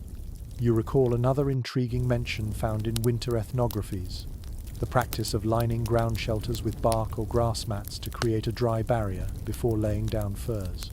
The mountain men adopted this habit quickly, weaving grasses or drying bark strips by the fire before pressing them under their bedding. Some scholars examining these practices have puzzled over exactly how consistently this was done, but the idea itself shows how cross-cultural learning shaped frontier survival. You step back toward the clearing, your boots sinking softly into the snow. The sky above the treetops takes on a pale gradient now, a first promise of daylight. You breathe in the stillness and think about how the trappers observed indigenous families in winter encampments, how they stored embers in carved wooden containers lined with ash, how they built windbreaks from snow blocks or evergreen boughs, how they arranged sleeping furs in layers that trapped warmth through shared proximity. You reach the edge of your clearing again and pause beside your lean-to. The hide draped over the poles glows faintly with emberlight. You duck under it and sit on your pine boughs, letting the warmth gather around your legs. The heated stones beneath you have faded to a gentle warmth, but the robe still holds most of the heat from the night. Another memory surfaces, something unusual you once read in a missionary's winter account. He claimed that one native family he stayed with pressed their feet together while sleeping in a row, creating a chain of warmth that traveled down the line. Whether he described an actual tradition or misinterpreted what he saw is still uncertain. The detail appears only once in his writings, leaving researchers to wonder about its origins.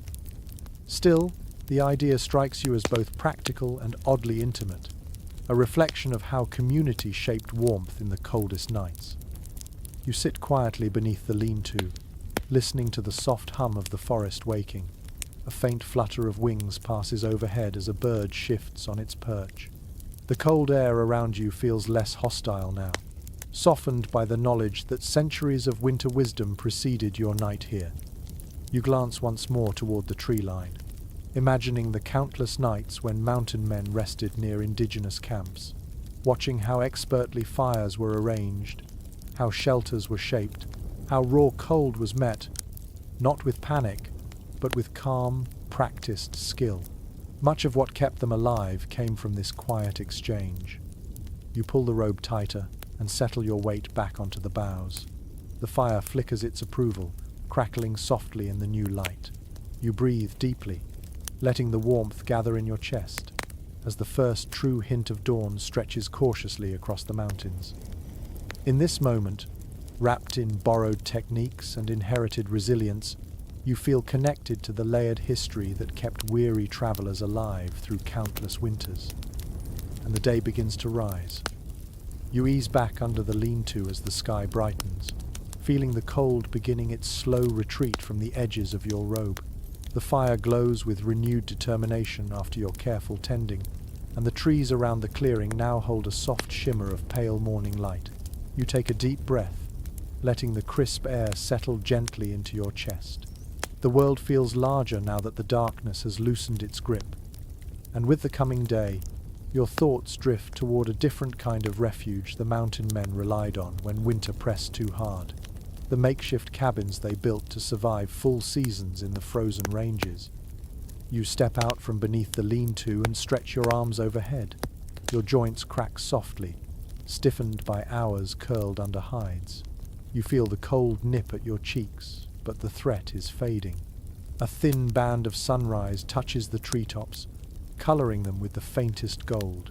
You turn toward the forest and begin walking slowly, imagining the kinds of shelters the trappers constructed when they found a suitable place to winter in.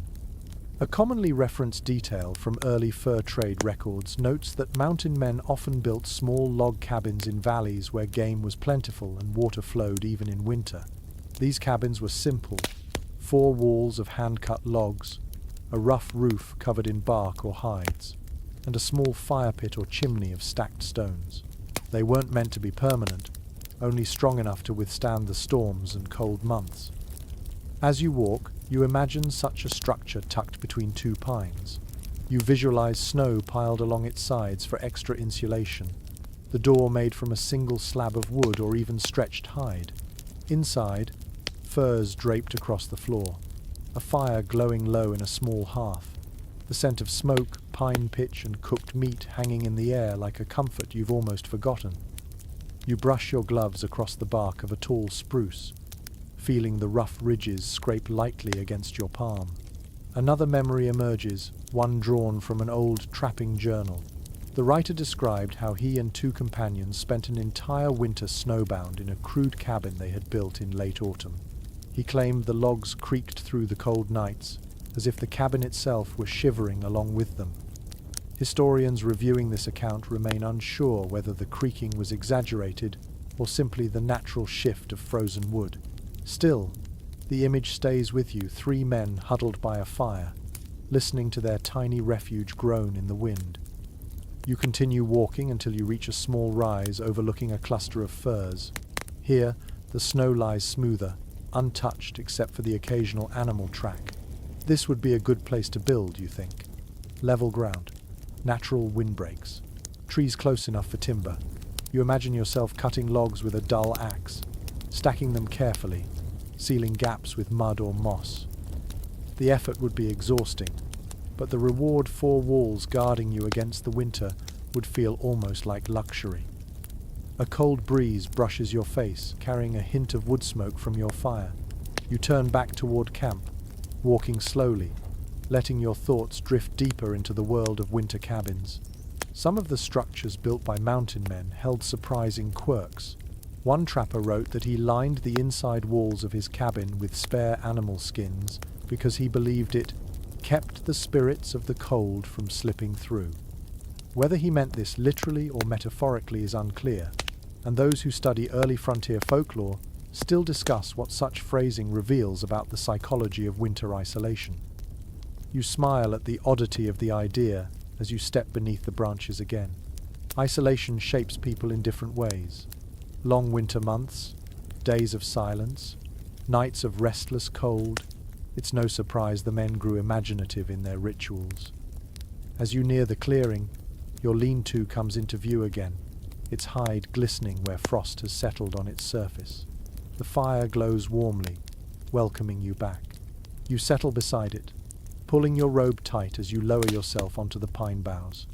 The stones beneath have cooled almost completely now, but you can still feel the faint heat stored in the earth where they rested. You close your eyes briefly and imagine yourself inside a crude cabin instead of this exposed clearing. The fire would burn inside a stone-lined hearth. The roof would drip slowly as snow melted from earlier storms. The logs would creak, stretching under the weight of ice and wind.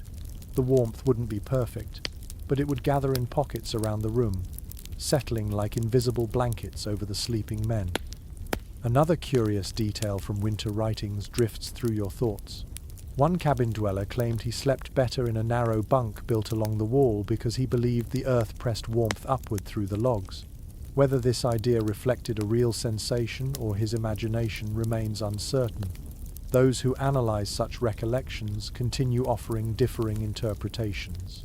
But his conviction shows how closely the trappers observed even tiny changes in warmth within their shelters. You open your eyes again and watch the sun's first true light push through the trees. The world brightens, revealing the fresh contours left by the night's snowfall. Your lean-to looks small, almost fragile, compared to the imaginary cabin you've been wandering through in your mind. And yet you feel a surprising fondness for this simple shelter. It held firm through the storm. It kept you dry. It created a tiny pocket of peace in an otherwise relentless landscape.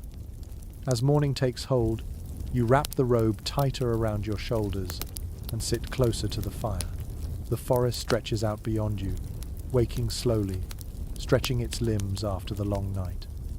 Somewhere out there, mountain men once spent whole winters hidden away inside rough cabins, feeling the cold seep in through cracks, hearing wolves howl beyond the walls, sharing quiet conversations as snow drifted past the windows.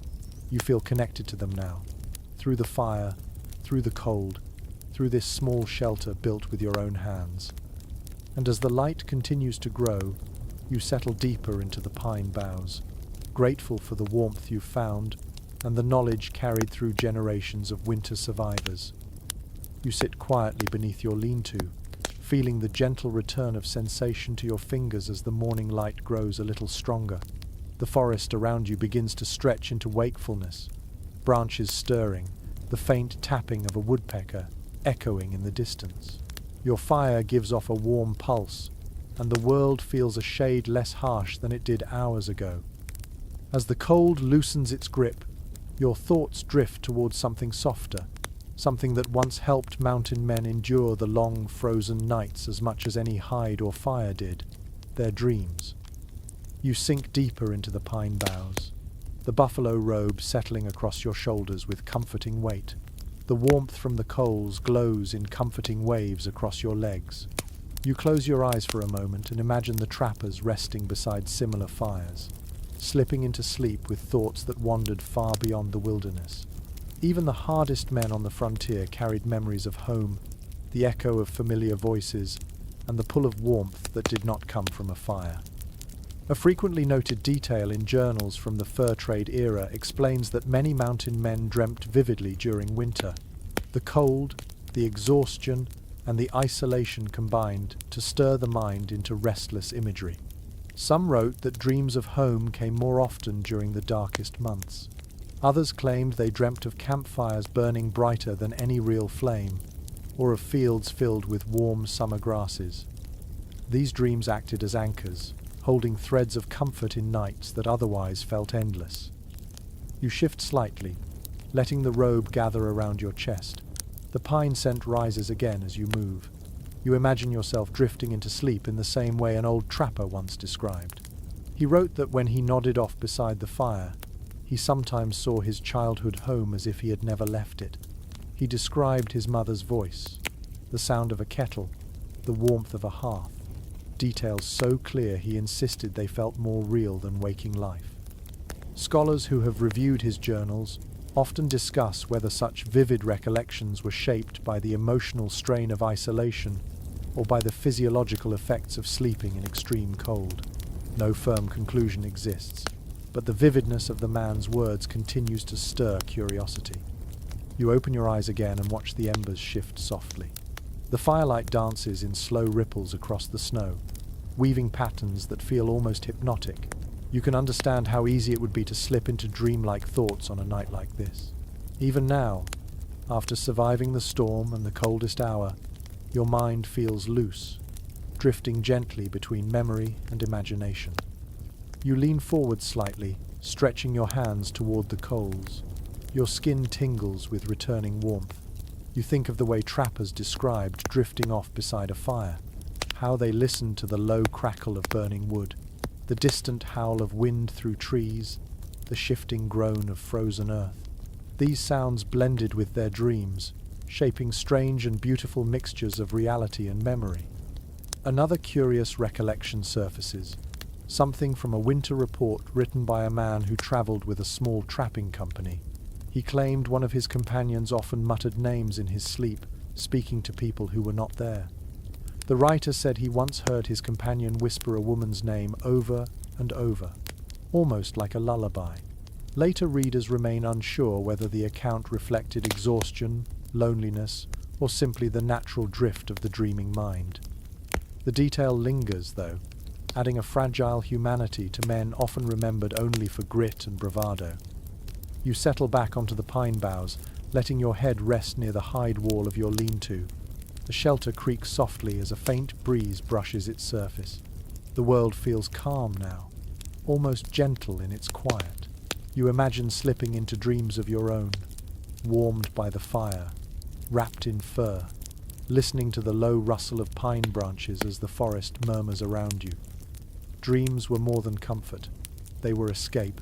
They shaped the mental resilience of the mountain men who spent months surrounded by snow, danger, and silence. Some wrote that their dreams soothed them.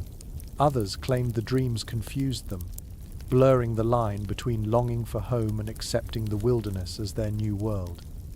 One journal entry you once read described a trapper waking in panic, convinced for a moment that he was back in his childhood bed, only to find the fire dying beside him and the cold creeping into his bones.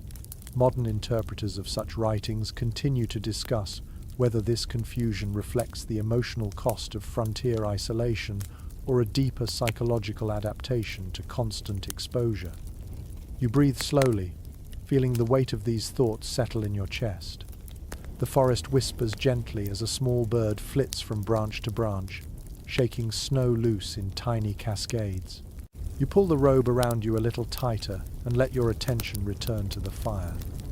You imagine the trappers lying around a winter cabin, each man wrapped in his own furs, the dim glow of a shared hearth flickering across their faces. Perhaps one would shift in his sleep.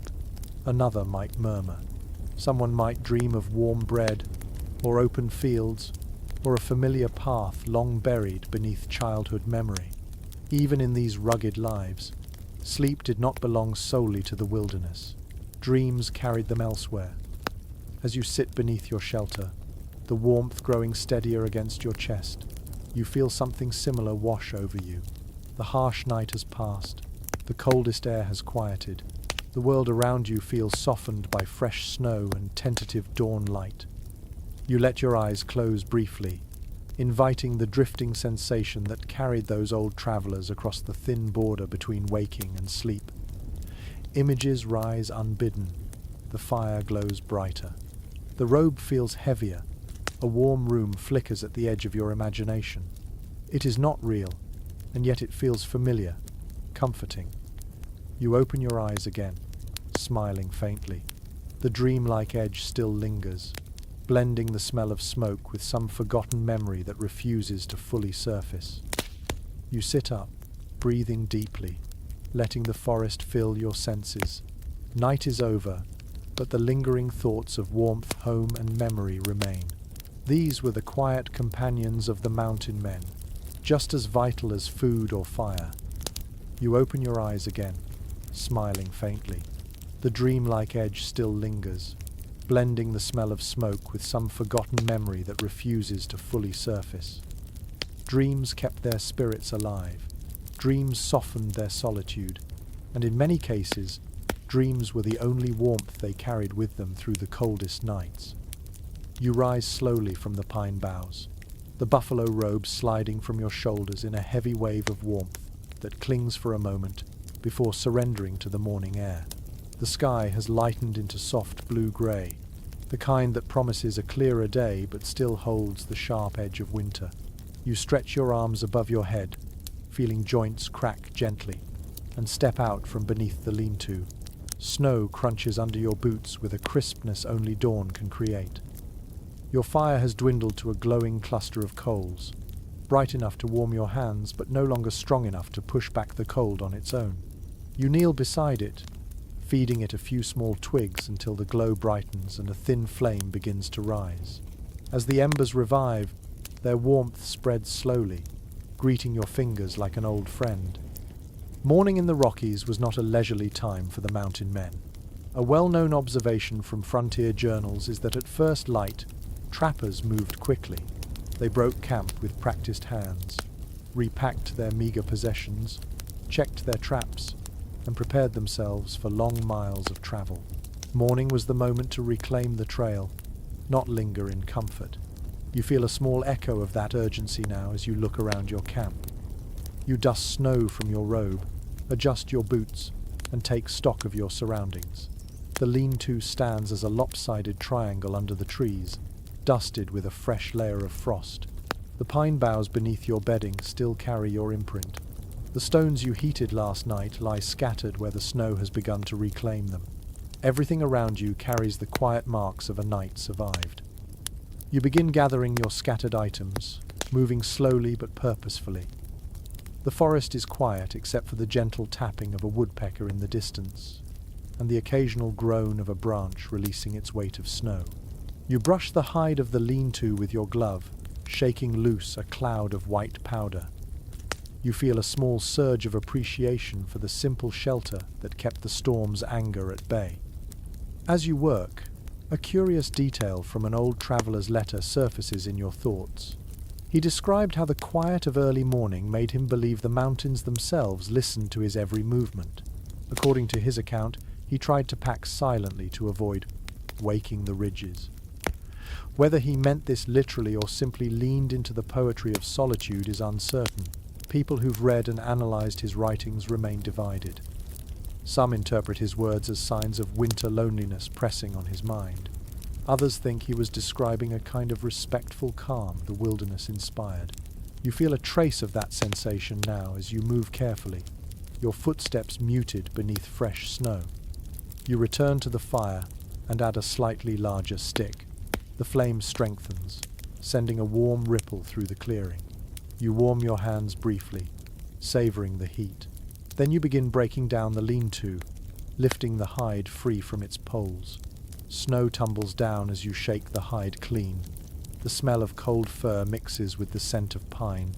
You fold the hide neatly, the movement familiar, automatic. The poles fall into the snow with soft thuds as you dismantle the frame.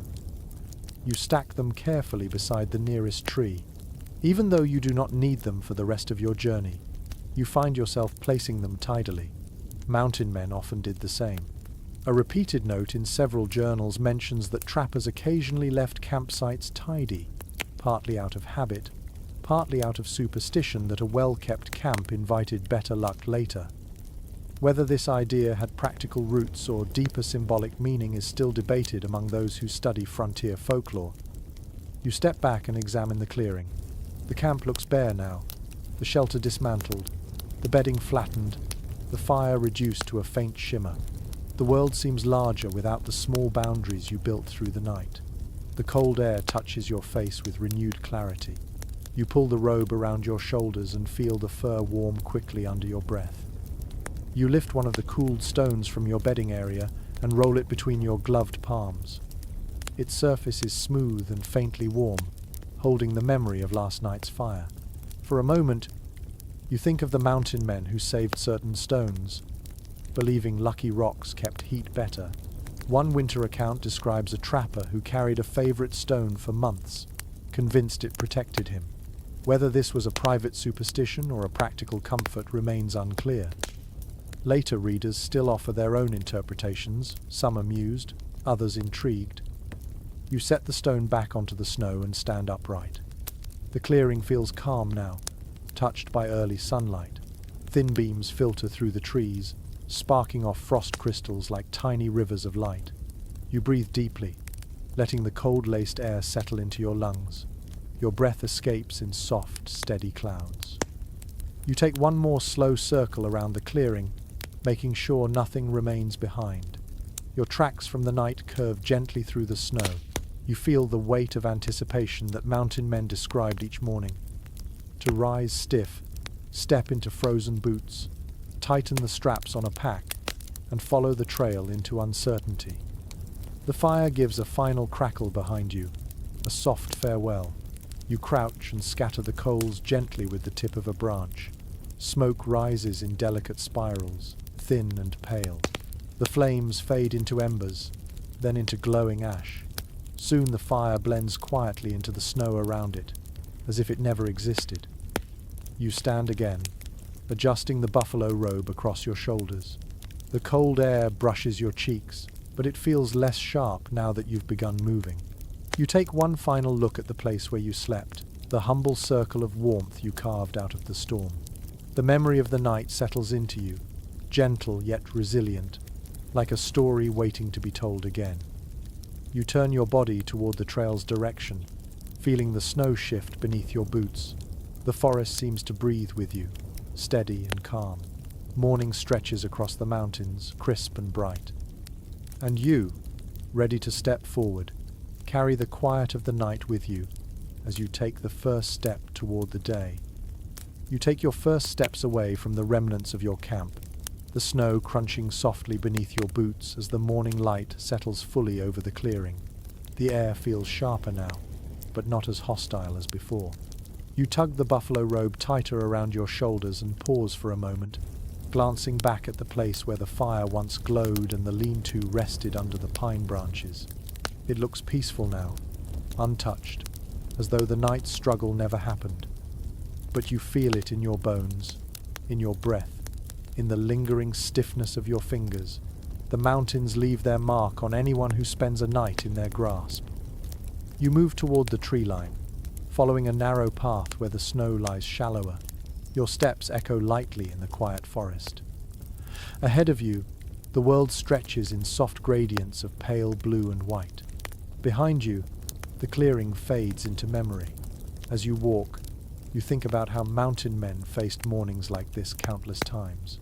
Each dawn meant decisions. Each dawn meant continuing forward, even when another night lingered only hours away. A frequently noted reality in the old trapping journals is that choosing where to rest each night mattered as much as the journey itself. Surviving one freezing bivouac did not guarantee safety in the next. Every evening demanded its own calculations, its own instincts, its own small victories. You feel a new appreciation for that truth now as you continue down the trail, kicking aside small clumps of snow and brushing frost from your robe. You follow the path between two towering spruces. The snow here is soft and deep, muffling the sound of your footsteps. The forest emits faint sounds, the whisper of wind through distant branches, the occasional thump of snow slipping from a limb, the soft creak of trunks adjusting to the morning chill. You breathe slowly, taking in the rich scent of pine needles and cold earth. The clarity of the air is almost startling, crisp enough to clear your thoughts instantly. You stop near a fallen log half buried in snow. The morning sun gleams faintly on its surface, turning frost into tiny sparks. You touch the cold bark and imagine how a mountain man, on a morning like this, might pause just long enough to gauge the day ahead. Should he follow the river? Should he turn toward the ridge? Should he rebuild his camp and stay a while longer? In these mountains, choices bore weight, and every small decision could tilt survival one way or the other. You stand again and keep walking till you reach a small rise overlooking a valley blanketed in fresh snow. The landscape stretches out in long, rolling curves, framed by distant peaks that glow faintly under the rising sun. You feel the cold breeze slide across your face, carrying with it the scent of distant water and the promise of changing weather. Your boots sink slightly as you descend from the rise. With each step, you imagine the trappers who crossed these same ridges long before you, men who judged the weather by the pale shimmer of frost on branches, by the direction birds took at dawn, by the taste of the air itself. You recall a curious detail from one winter account, a trapper who believed that the first sound he heard each morning foretold his day. If he heard a bird, he expected good luck. You stand again and keep walking till you reach a small rise overlooking a valley blanketed in fresh snow. The landscape stretches out in long, rolling curves, framed by distant peaks that glow faintly under the rising sun. You feel the cold breeze slide across your face, carrying with it the scent of distant water and the promise of changing weather.